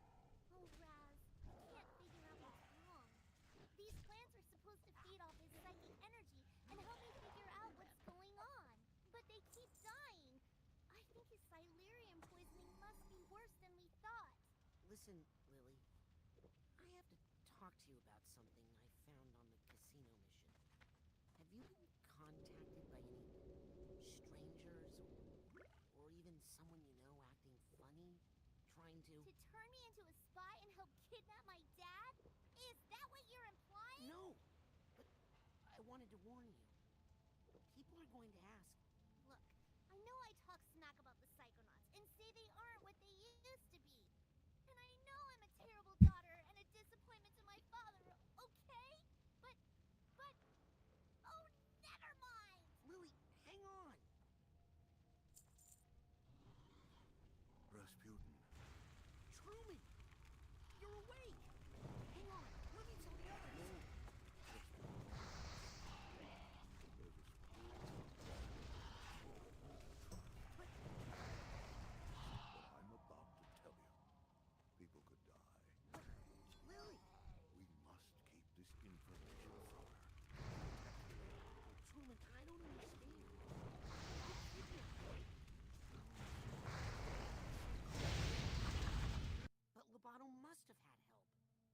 He doesn't only view people as insects, he's aware that what he's doing is terrible. With Daniel, he was partially honest in how the It's true. That's what I was working on when I was taken. They can't really bring her back, though, right? Sasha says it's impossible. It wouldn't be the first time the Psychonauts underestimated Maligula's power. Listen, Rasputin. Maligula is coming back. And we only have one hope. There's one person who knows how to fight her. You need to bring him here. Bring back Ford Cruller. Can you do that for me, Raz? Can you bring back Agent Cruller and find out what he knows? Rasputin, this is a mission about the fate of the world. And I have no one else I can trust. You must bring Ford here. Can you do that? Yes, if I can find some bacon. I'm going to ignore that last part because it makes no sense to me. But I'm trusting that you know what you're doing. And I'm trusting that you'll tell no one, Rasputin. The fate of the free-thinking world is in your hands. Okay, Grandhead Zanotto. You can trust me. I'll get Ford. Good boy. Go now. We're running out of time.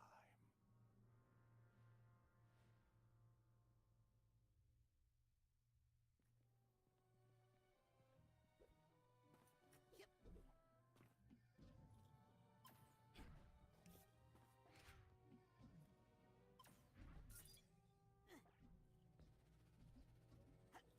Yoink.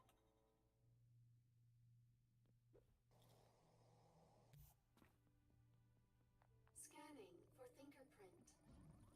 The game yet? Access denied. What? Beat the game yet? Nope.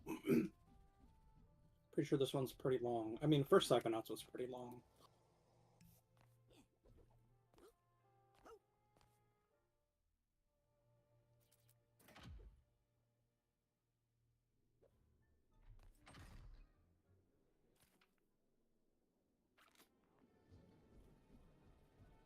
Titanium weighing you down?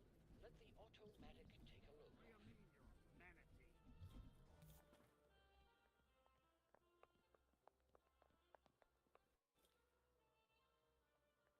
Hey, did the bacon delivery come in yet? Yep, and I'm already sold out. Sorry. What? You don't have one piece of bacon? Well, just the one I was saving for my ferrets. Okay, you can have it. It fell on the floor anyway. I don't mind. Gross. Okay, I'm closing up shop. Enjoy your dirty bacon, kid.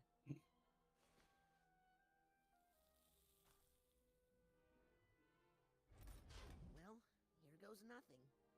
I'm not sure if you're still a psychic stowaway inside my head, Ford.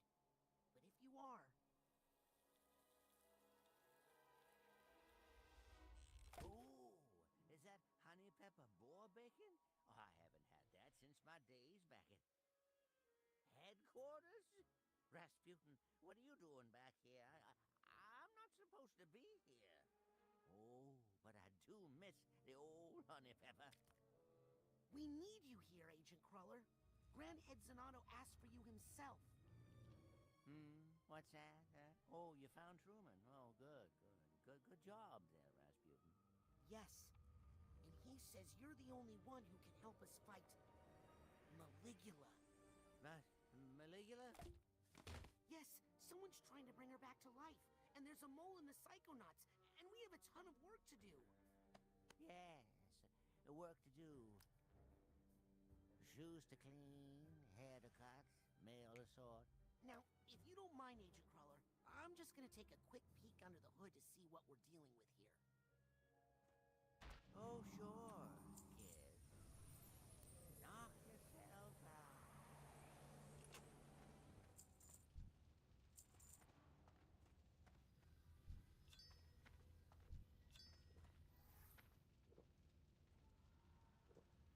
Interesting. The campfire at Whispering Rock. I haven't been here for days.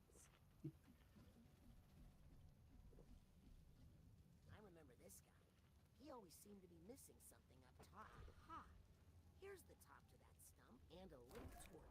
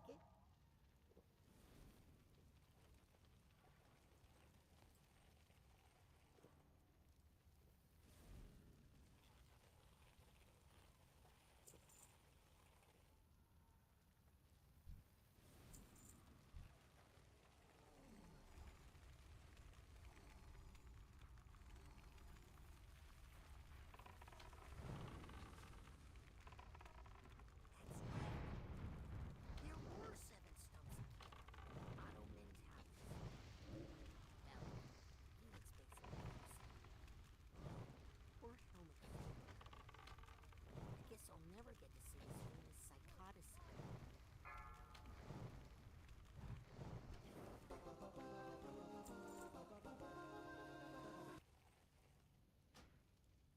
Lucretia Mutz. Huh. Wonder why she's not included in the Psychic 6. I mean, I guess because that would make it the Psychic 7. But still, she must have been important, or Ford wouldn't have carved her.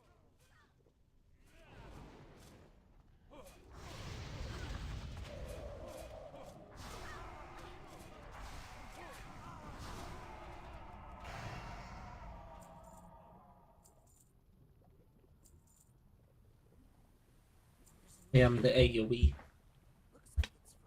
Eggy wiggy. AoE, AoE, AoE.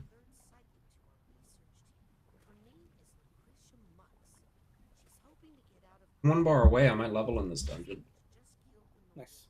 I know you have concerns about hydraulic mining, Ford, but with Lucretia's powerful hydrokinesis, we could wash the Titanium out of these caves.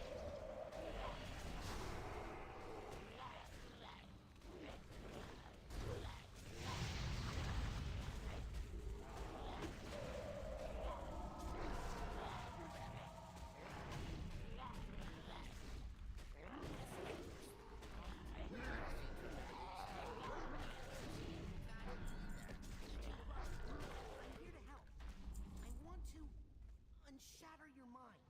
Nah, don't bother. I've tried for years. Whoever dropped the kablooey on this man really didn't want to put back together again. And to tell you the truth, there were some parts of this old brain that weren't doing me much good anyway. Who needs to think about the past all the time, eh? Some memories are best left alone. Now let's get out of here before that bacon gets cold. But Ford!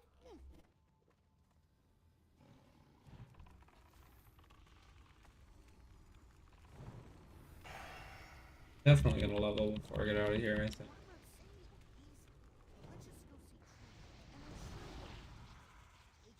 Those fire crits are what it's all about. Huh? What about fire and crits? What? I just sent you a whole paragraph about how crit is like my favorite damage thing. That's why I like elemental, and that's why I like fire. Well, fairly crit base, hit the fucking trucks. It's mean.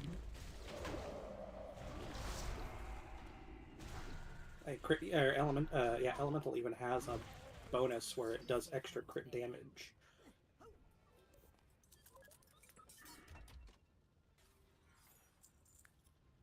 Basically, what an ignite is counts as extra crit damage. And when Wrath eventually finally rolls around, it'll be a mastery instead of a talent.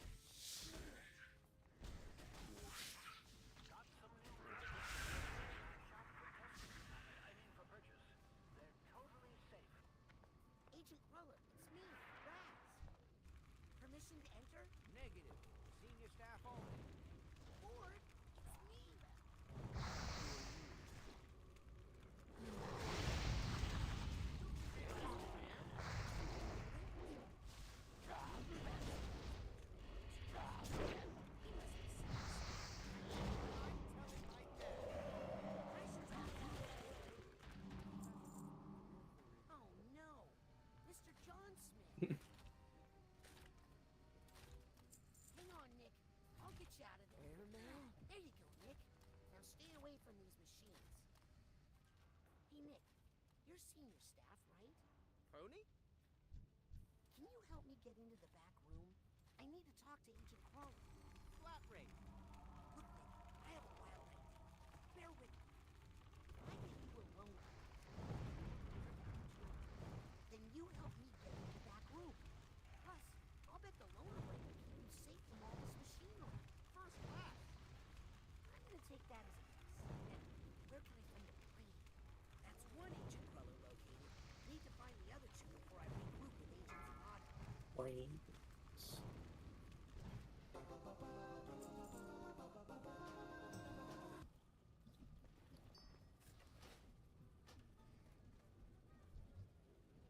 What happened to your hair? New guy in the salon. Well, if it isn't my favorite customer.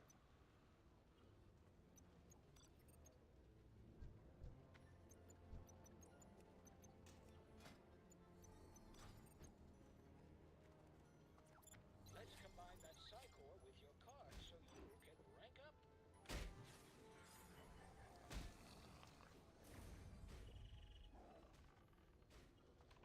No refunds.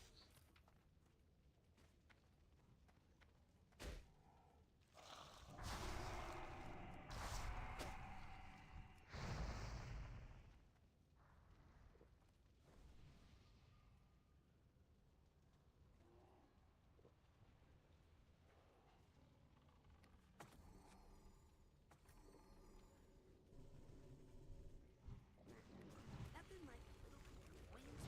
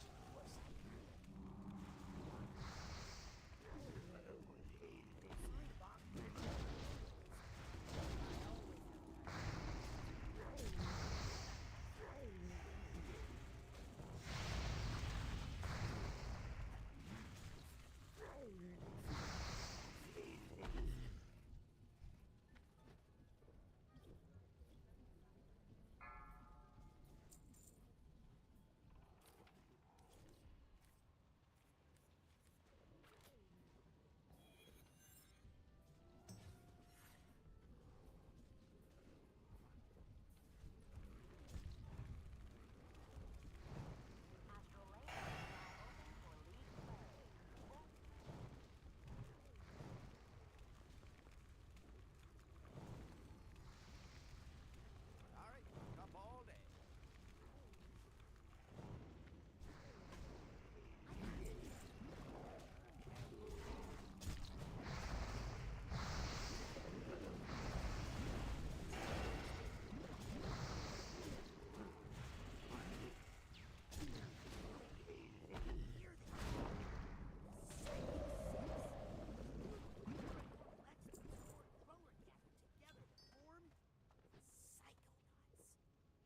I read all about them in True Psychic Tales #1.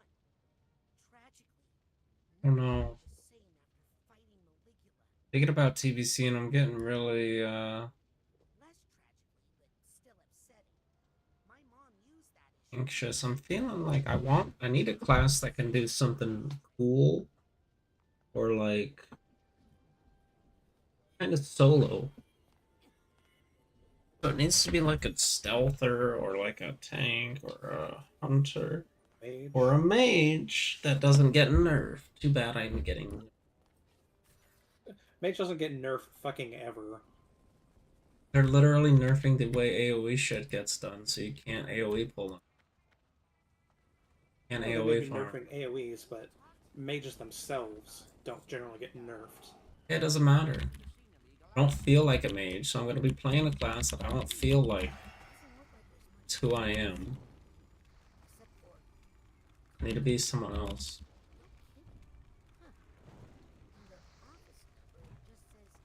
Fucking troll again. Why would his office be in psycho-isolation? That's the final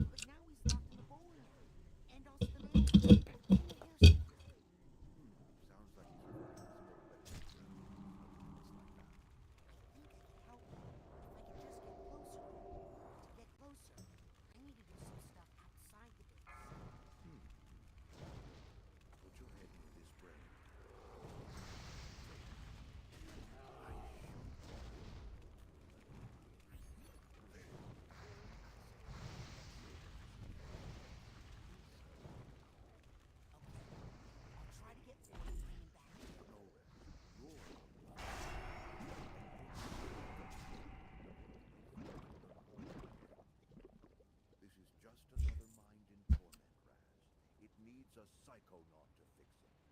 And I Mhm. believe in you, Raz. I know you're ready for this. Yes, sir, Cincinnati. I won't let you down. I'll put the fort back together again. Those feel like Jar Jar Binks to me. What does? Trolls. Oh, trolls. They said those.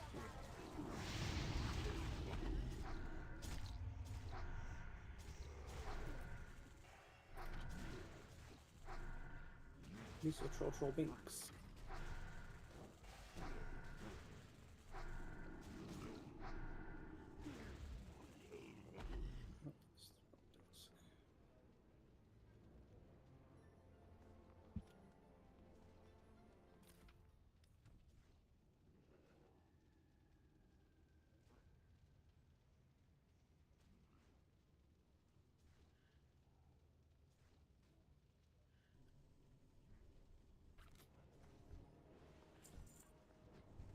Scanning for fingerprint.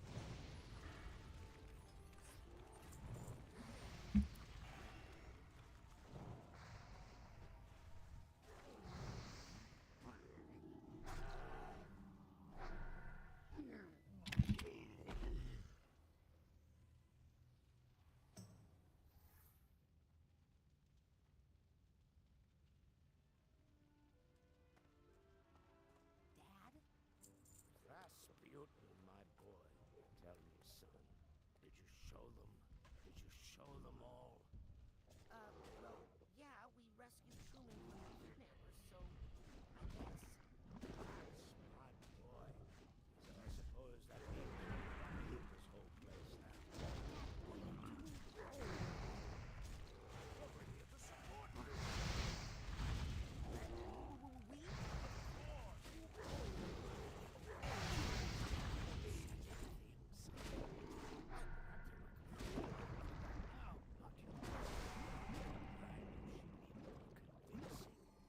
She's not, after all, like us.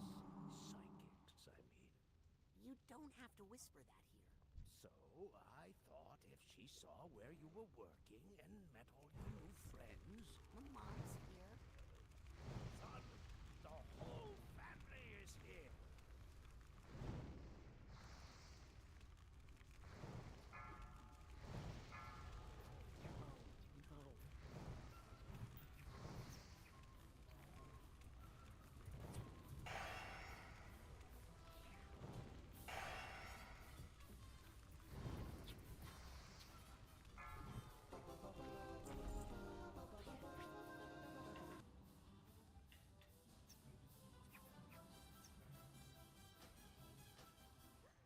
My little booty!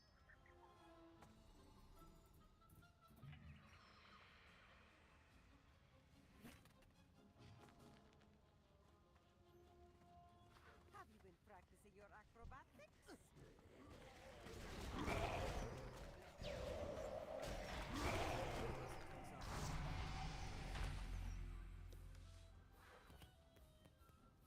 I think he's put on a little weight.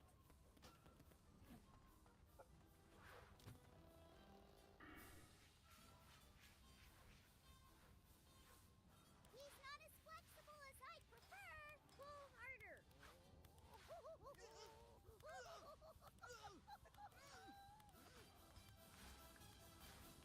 Just what is going on out here? Rasputin, stop goofing around and explain yourself. Who are these people? We are the Aquatos! Traveling thrill givers and practitioners of the acrobatic arts. Great. Well, this is a highly restricted area. The campgrounds are over the hill. Now, if you wouldn't mind hauling that wreck off our landing pad. What did you say? If it's too much trouble to haul it, I could always burn it for you. Please, excuse us. We are Rasputin's family. Come here to support him, not get in the way. Will you watch your Maybe your brother can give us a tour later.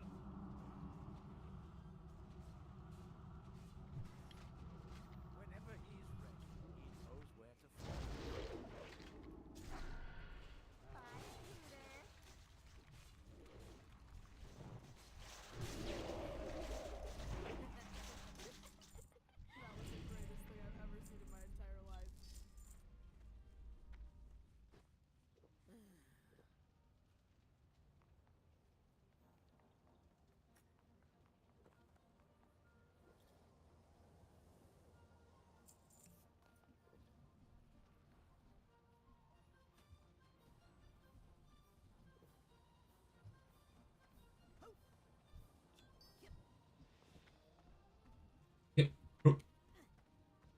Like bouncing around on a ball, dude. Just walk. Because it's faster.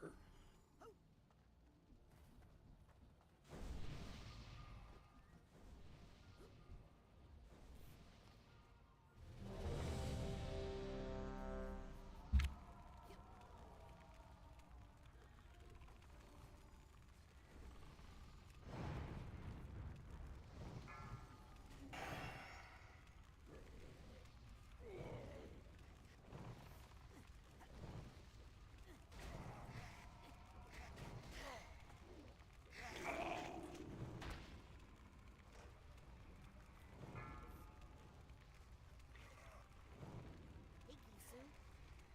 Excuse me, Watto. Say, you seem like the reckless and resourceful type. Perfect for a young man of your disposition. Can you tell me what it is first?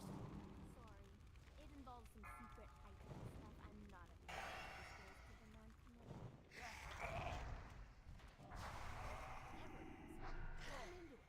Wow, even more reckless than I thought. Here's the issue. My mentor, Auto Mentor, deployed several psychoseismometers like this one to detect and collect problem is, he kind of forgot about them for a long time. So now they're all overloaded and unstable. I thought instead of me going around venting all these nasty things and stealing all the glory, You want me to do it? better. You're welcome. And to free more high-minded beings. Okay. Alright, good man.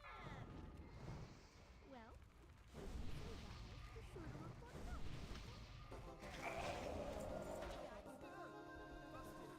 Now we gotta burn this site and find a new base of operations. What? Pirate radio, Gisu. Gotta be ready to bug out in 30 seconds flat. If you feel the heat around the corner. Relax, Morris.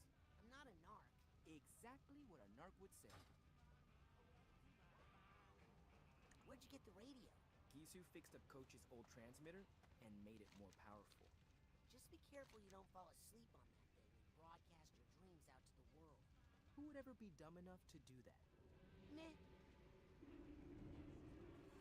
Do you know where the psycho-isolation chamber is? Ooh, are you trying to steal Lizzie's mentor from Tamu? No. So you're happy with Nick from the radio? Of course. Everybody loves Nick. So why a radio station, Morris? Shouldn't you be working with Mia? Mia wants me to learn how to reach out into the world. And this is how I'm gonna do it. With radio. Have you told her about this yet? No, I'm waiting until we get back our first ratings report so I can show her how effective it is. Okay, I need to go report my findings to the radio police. Ha ha.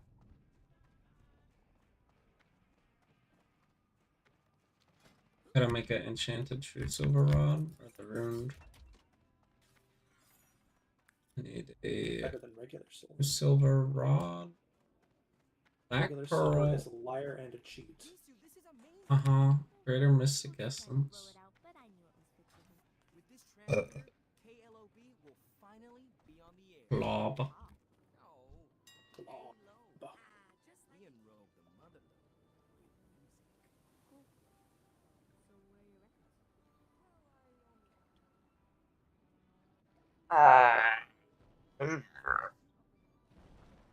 What was I gonna buy? Oh yeah, black pearl. Derpty derpty derp. Skibbly dibbly dib. I got decked out just by going into Stratholme once. I got Shadowy Laced Hand Wraps, 5 mana per 5, 15 int, 12 Shadow Resist. I got my Magister's build, Magister's Legs, 3-piece set. I got Devout Sandals and Devout Bracers, 2-piece set. That's 400 armor from the 2 pieces there. That actually gave me crazy armor. Got Dimly Opalescent Ring of Fire Resist. Did I get that there? Or the other one? Got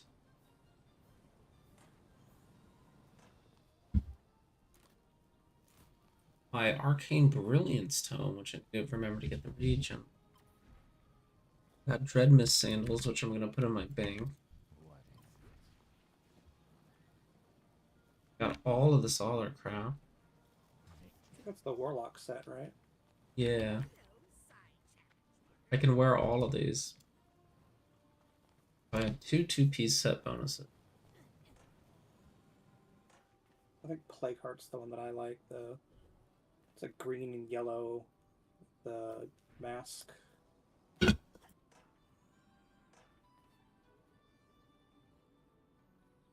I get this, I mean, yeah, technically I could get 2 4-piece set bonuses, the Devout and the Magisters, and I'll get both 4-piece set bonuses, which should be doubling up on increased magic damage and healing by 23. Not that much. Better than nothing.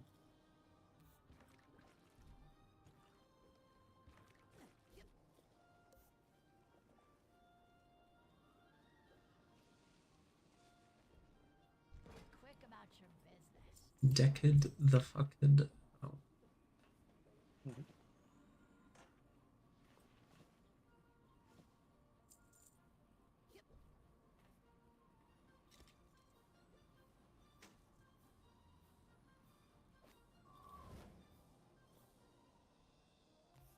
Come with me, Messiah Challenge Marker.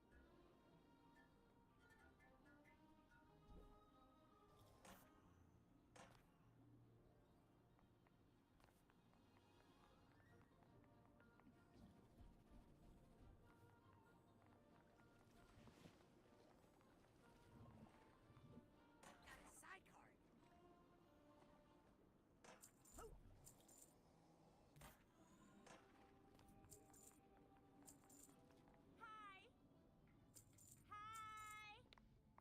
Hello. Finally! I thought you'd never say hi. I tell ya, I have been waiting for someone to come visit for a long time. I was starting to think I was invisible. You ever get that feeling? Well, there was this one girl who looked kind of like a blue scarecrow, but she scared me. But you seem nice. So did I guess your name right? It's Raz. Oh, that was the very next name I was going to say, I swear. So, how long are you committing yourself for?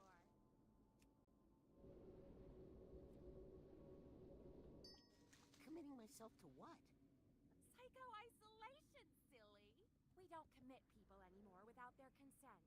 Unless they're a danger to themselves or others. How many people you got in there? Oh, just Agent Rule right Speak now. quickly. He likes it in there. Keeps him from feeling overwhelmed by all the you-know-what in the woods. Squirrels? Voices. He can't shut them out. Can you believe he even finds Voices. me overwhelming? That's what happens when you're a powerful psychic. It probably sucks. Actually, I'm just here to Yep. visit Agent Boole. Oh, well, It does. just be careful. Don't ask him too many things at once, or he'll curl up into a little ball and something might explode. Hi!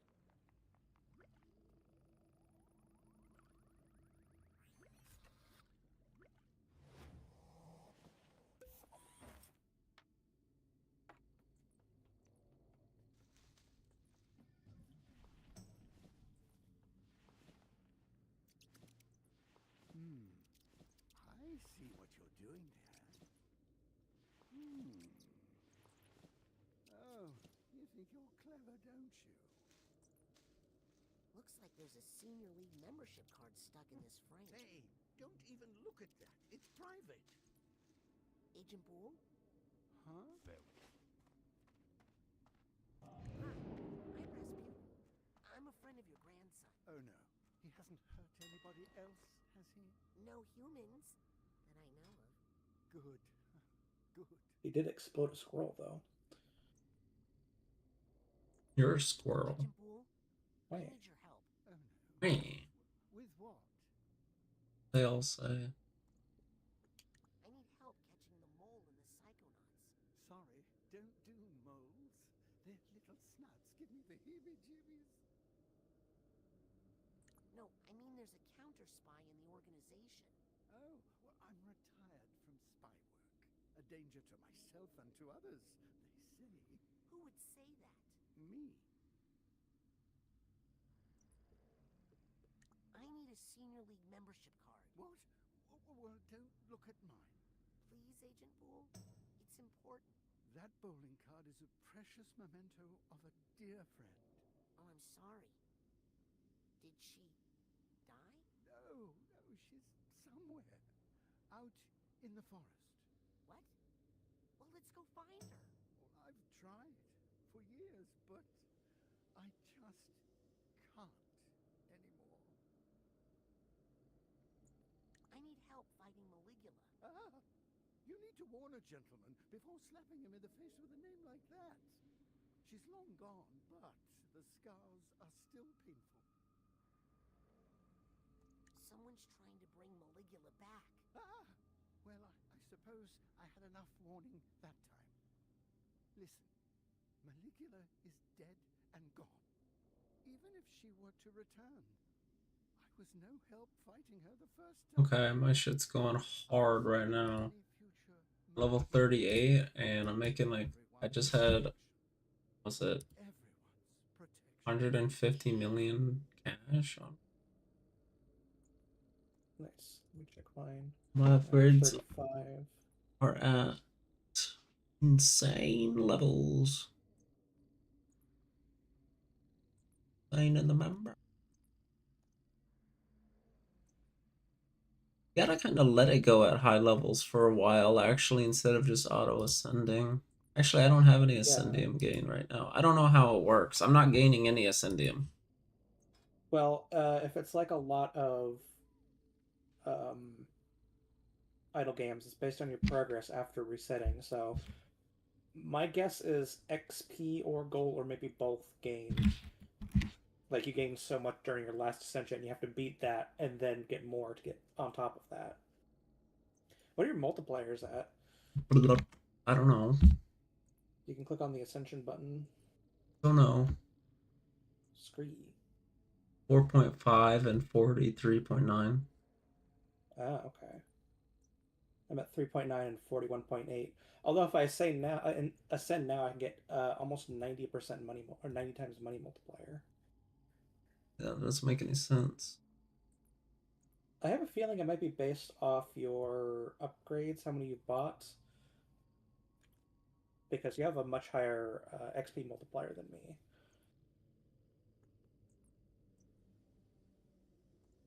Please let me borrow your Senior League membership card. No. Yeah, I'll send in a few levels, maybe get a couple thousand.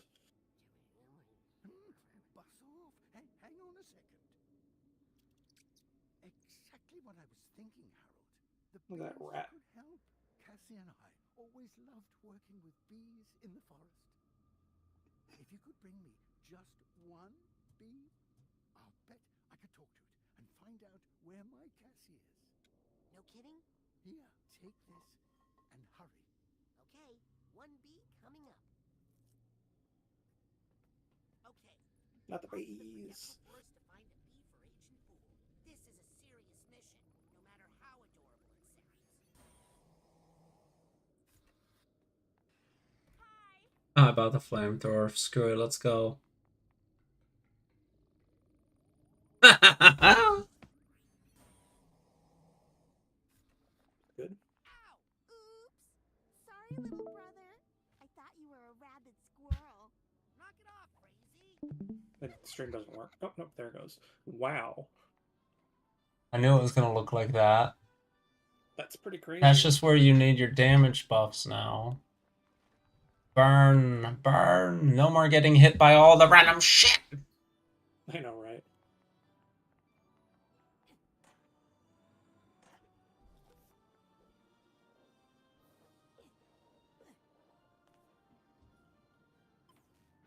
It's where your knockback, all your extra buffs will actually come in handy. Your size, your knockback, your speeds, your damages.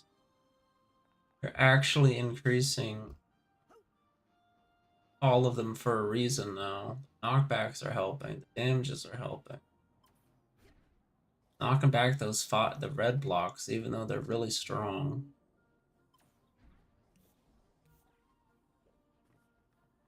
Loot. I need more. So this is plus 30% projectile damage. This is 15% fire rate. This is projectile size, and this is shot damage. I try to have no negatives on right now.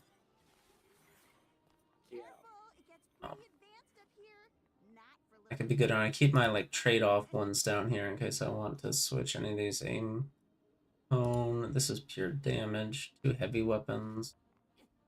I could put a heavy weapon on right now because the fire rate probably doesn't matter that much. Yeah. It's crazy fire rate.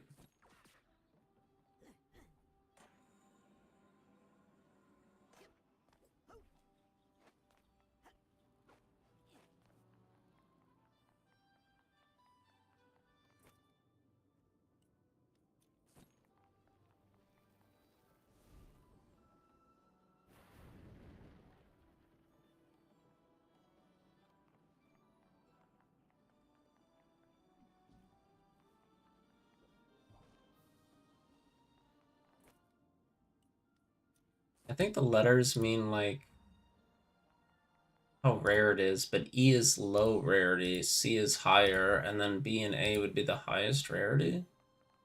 Yeah, that's what I think as well.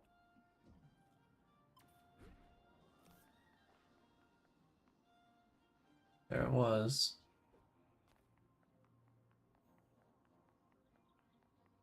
Crazy? You up here? I'm telling Mom you threw a rock at me. It was a pine cone, you baby. Ow! That was a rock. I'm warning you.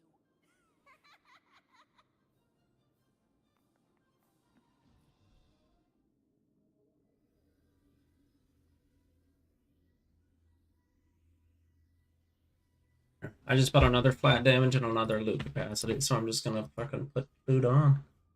Take that, put it on. Take that, put it on. I'm not putting. No, not that one. Not that.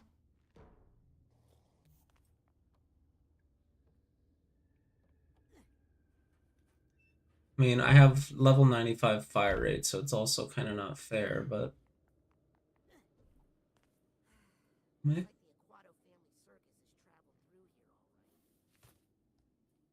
we had to hightail it out into the woods because you're ashamed of being an Aquato. I'll stop being ashamed of that. If you stop. But yeah, the fire rate, what is it here? This fire rate doubles your damage. Plus 5 shot damage. It doesn't matter. It was doing 33, now it's doing 72. And I don't really see a difference in the fire rate. So that's all I needed. Now it has everything. You get up to a couple levels for sure. Look at that. More where that came from. It's nuts. Mm-hmm.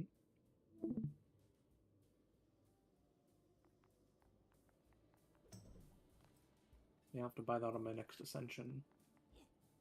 I wanted to wait for the arrow, but I also knew the flamethrower would be good if you just get the damages and stuff. But I don't think you can start off with it. It's better off to start off with like burst fire. This is probably going to be really weak, low level. Welcome to the questionable area. I've been using Shuriken. That's been pretty effective. Yeah, let me see what it looks like.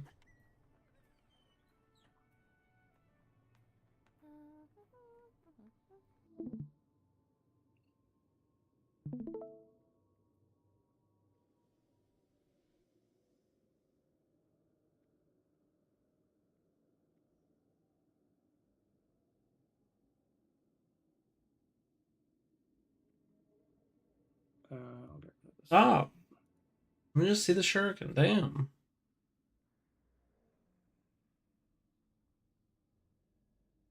Why are they're super small no matter what? Yeah, I've got a fair bit of projectile into it. Projectile size. Yeah, they're tiny. It's effective though. Seems like it. Fast as fuck, boy. All that matters. I got 125 fire rate, yeah. So I go pretty much even on everything. Didn't really It pick doesn't up really like matter. knockback. Well, or the fact that I size. got knockback right now helps, because nothing's gonna get through this flamethrower now that it's just like this.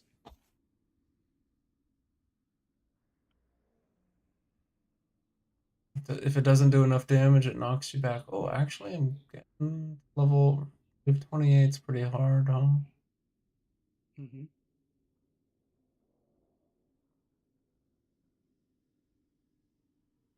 I almost finished it. I was right there.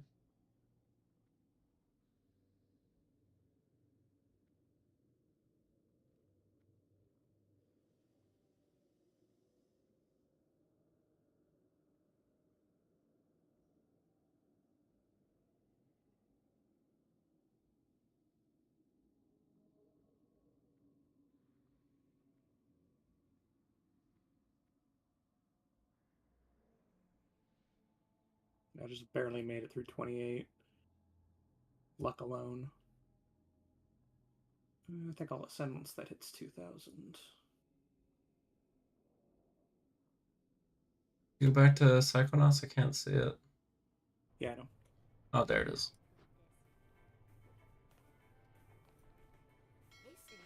Talk fast, cakes are cooking. I have some questions about pancakes. Start flapping, Jack. Can I have a pancake? You can have any that fall on the floor. Thanks. What's your recipe? Just the basics, you know. Eggs, milk, flour. Found most of it here, with a couple quick substitutions. What sort of substitutions? If I told you, it would compromise the distinct flavor profile. Isn't that just straight up dirt? For the umami. I'm out of pancake questions. Good, because I'm out of pancake puns. I gotta go. Catch on the flip side. Yes, it is funny every time. Psychar! There's a narrow slot, but I don't think I can fit through it.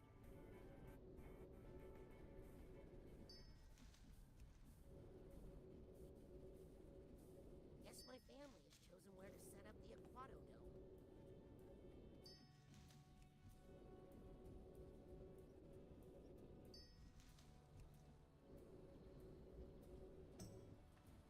Go see Mom in the campgrounds. She's worried sick about What do you. you require?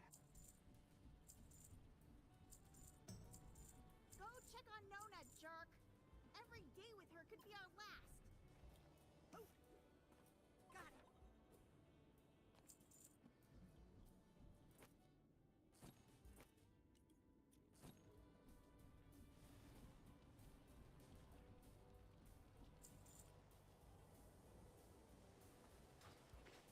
Really, little. Helium?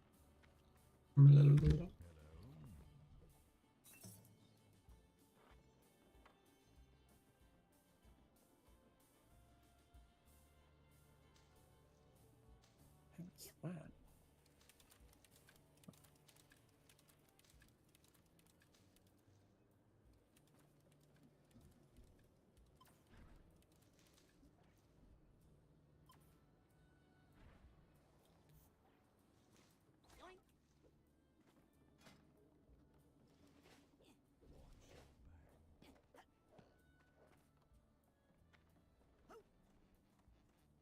Yoink! I need my black Perola.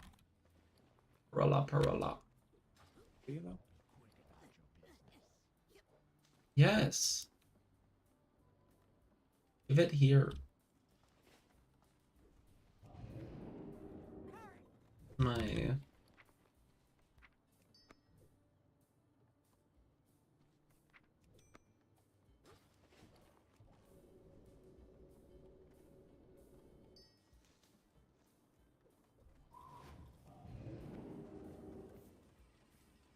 I'll just gently release the... Oh!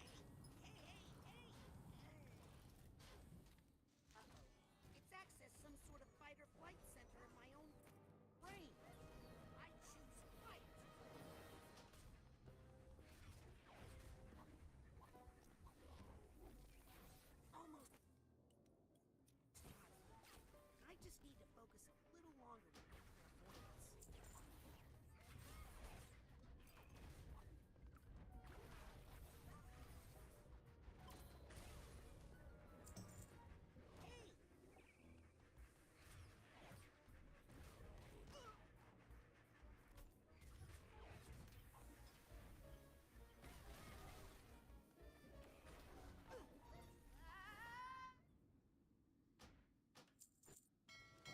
Try that again without fucking around this time. A flamingo. Did I win? Oh, that's right. I got destroyed. Guess I should try again. I'll just gently release the... Uh-oh. It's accessed some sort of fight or flight center in my own brain. Almost had it. I just need to focus a little longer with my clairvoyance. What is it?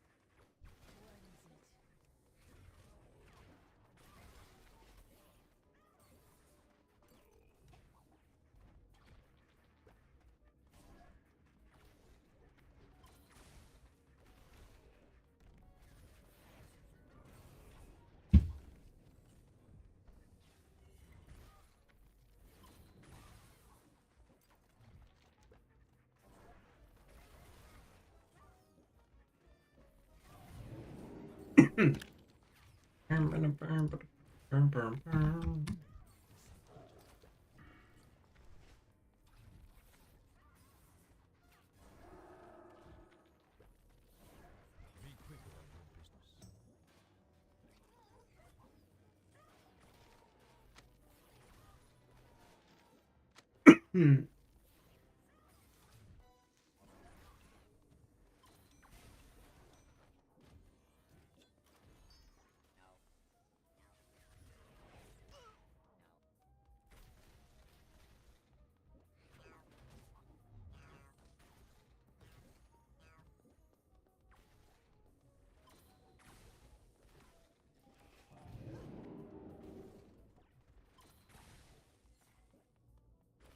What would you ask of death?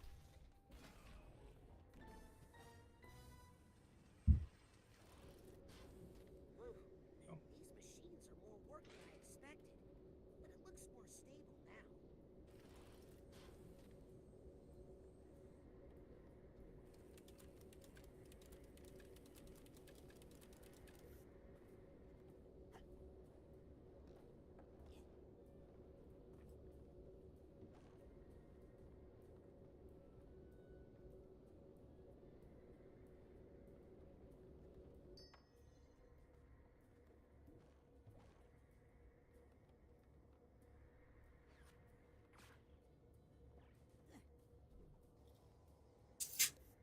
I like this game, but I don't really like platformers.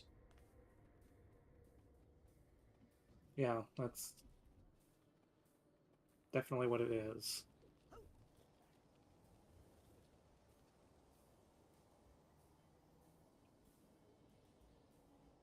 Like, they're not really hard, they're just annoying. Not like, Kind of.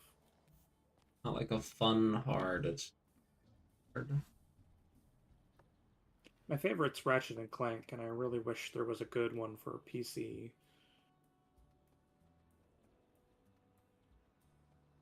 Oh, man, that smell!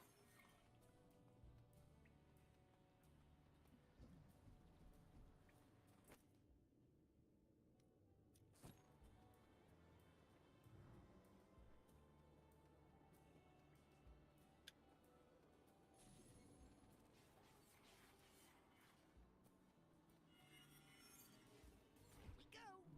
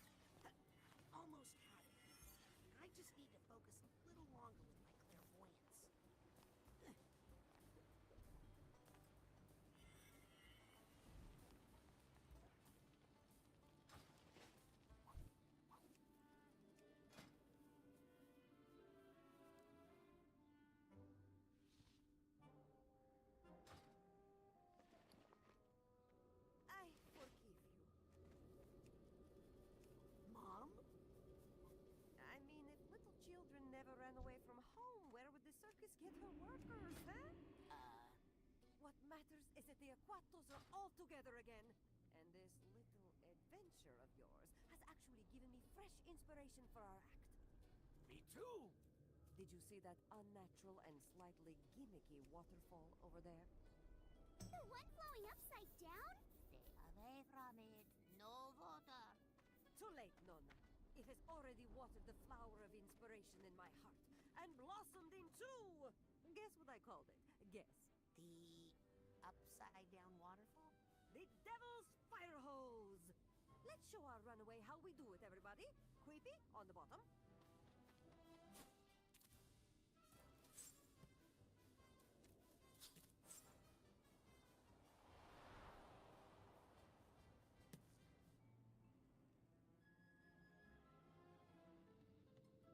This would be easier if you didn't use so much hair grease. It'd be easier if your head weren't so pointy.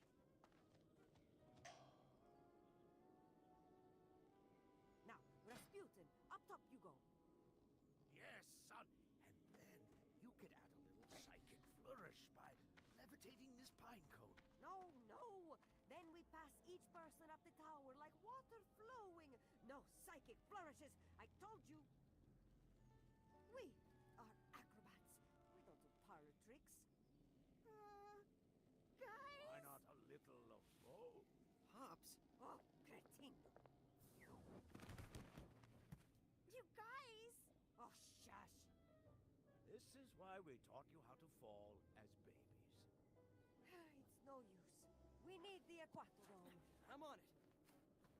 Help him out, would you, Booty? He's had to take on so much extra work since you abandoned your family and broke our hearts. That's a good boy. If there's one thing the Aquatos know how to do, it's making themselves at home. Anywhere. Whose mind are you inside? No one. This is the real world.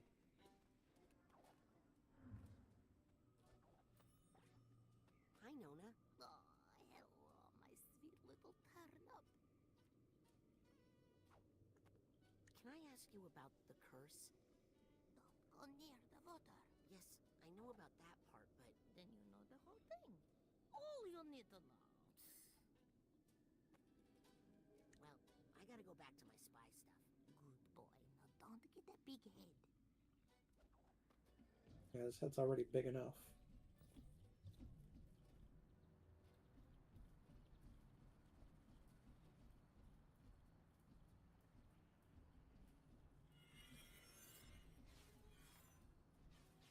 There better be a real Yeti in here, or I want my money back.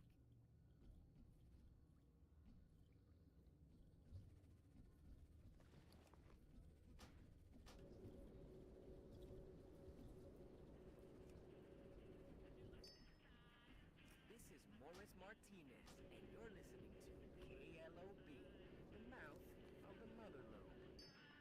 Creepy, there you are. Aw, man. We found my private dancing place. Sorry. Too late. You ruined it. Mom's looking for you.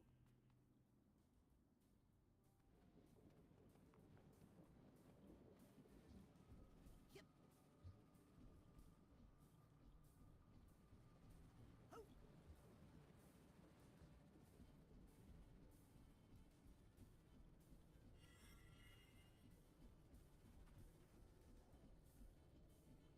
I'll take that card.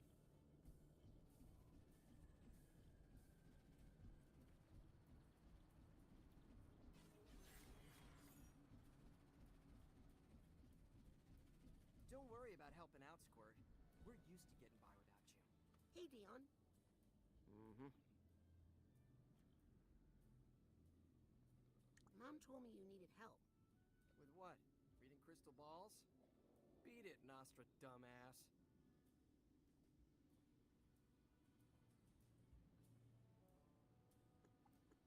Looks like you need someone to release the ropes. I'll just pop up there and take care of it. Oh, really, Mr. Mental? You think you even remember how to be an acrobat? You'll see. Look, Dion. I know you're mad about me running away. you hadn't stolen Phrasy's horse, we wouldn't have even noticed you were gone. Hey, I sent Sugar Cube back home as soon as I got to the train tracks. Poor little thing was exhausted. Next time you run away, instead of taking the world's smallest pony, call a cab. You'll get farther. Maybe we won't be able to find you.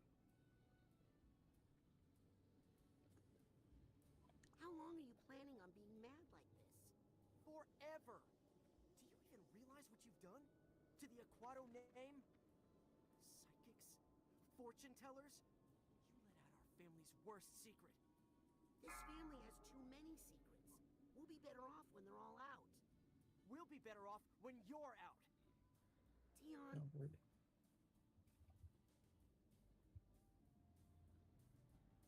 Don't you think it's time to get over your anti-psychic stuff? I will when it stops hurting our family. Bye, Dion.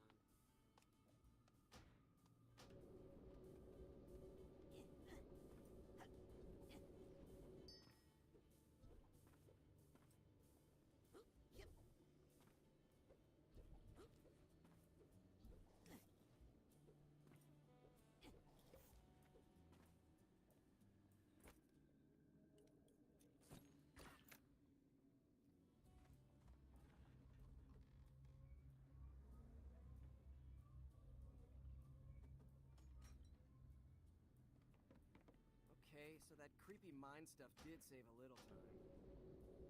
But I still don't have to like it. Deal. And you're welcome. Seeing the old Aquato Dome again reminds me of a trick Dion taught me once.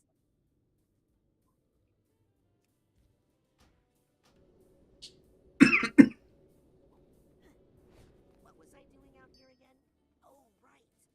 Compton needs a bee from the Forgetful Forest.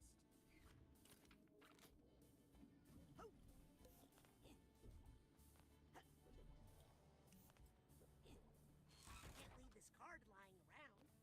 Yep.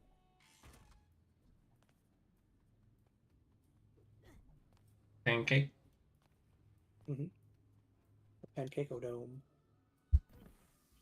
I need a side pop. Yep.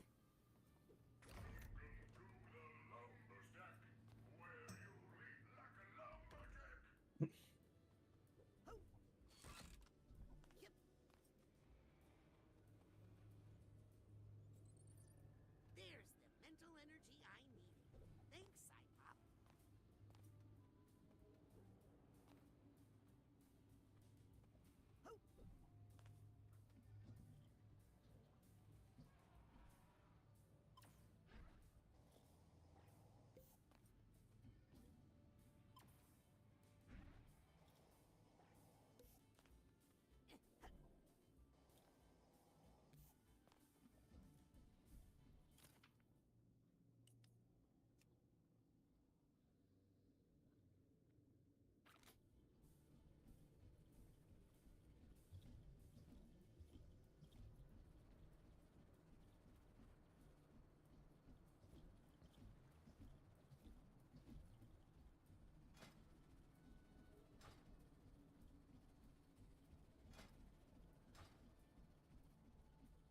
Man, this part of the woods is giving me the heebie-jeebies for some reason.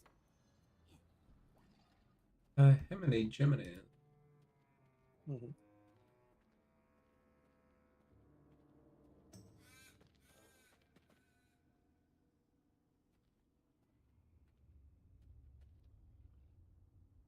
Crazy? I know it's you. We don't need 11.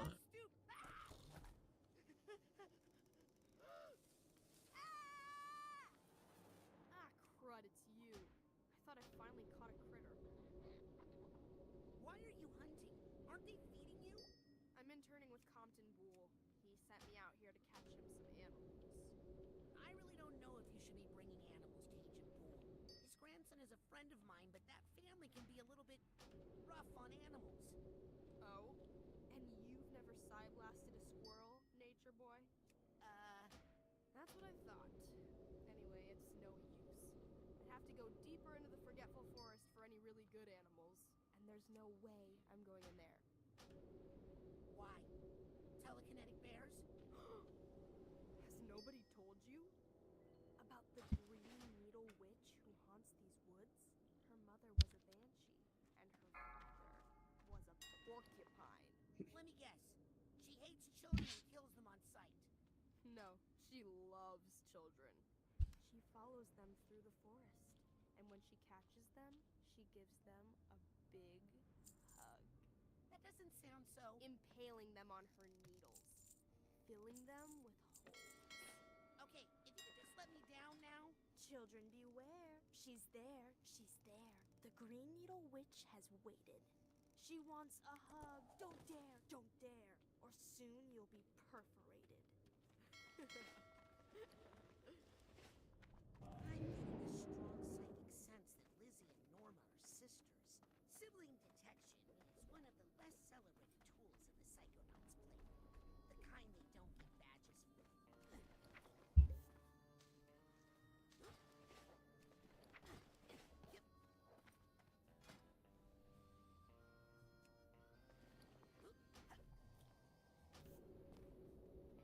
Looks like a great place to get those minis for Compton. Straight out of D Compton. Okay, I'm just gonna take one of you on a little trip to see an old friend. Swipe. Ooh, I got 3. Even better. Please. Puppies. The Dream Dust sells for a lot on the auction for whatever reason. It's a lower level, which I'm gonna sell mine right. 74 a piece for Dream Dust. That's lower level. I think you get that from Zul'Farrak. So literally disenchant your CF gear. You can farm it.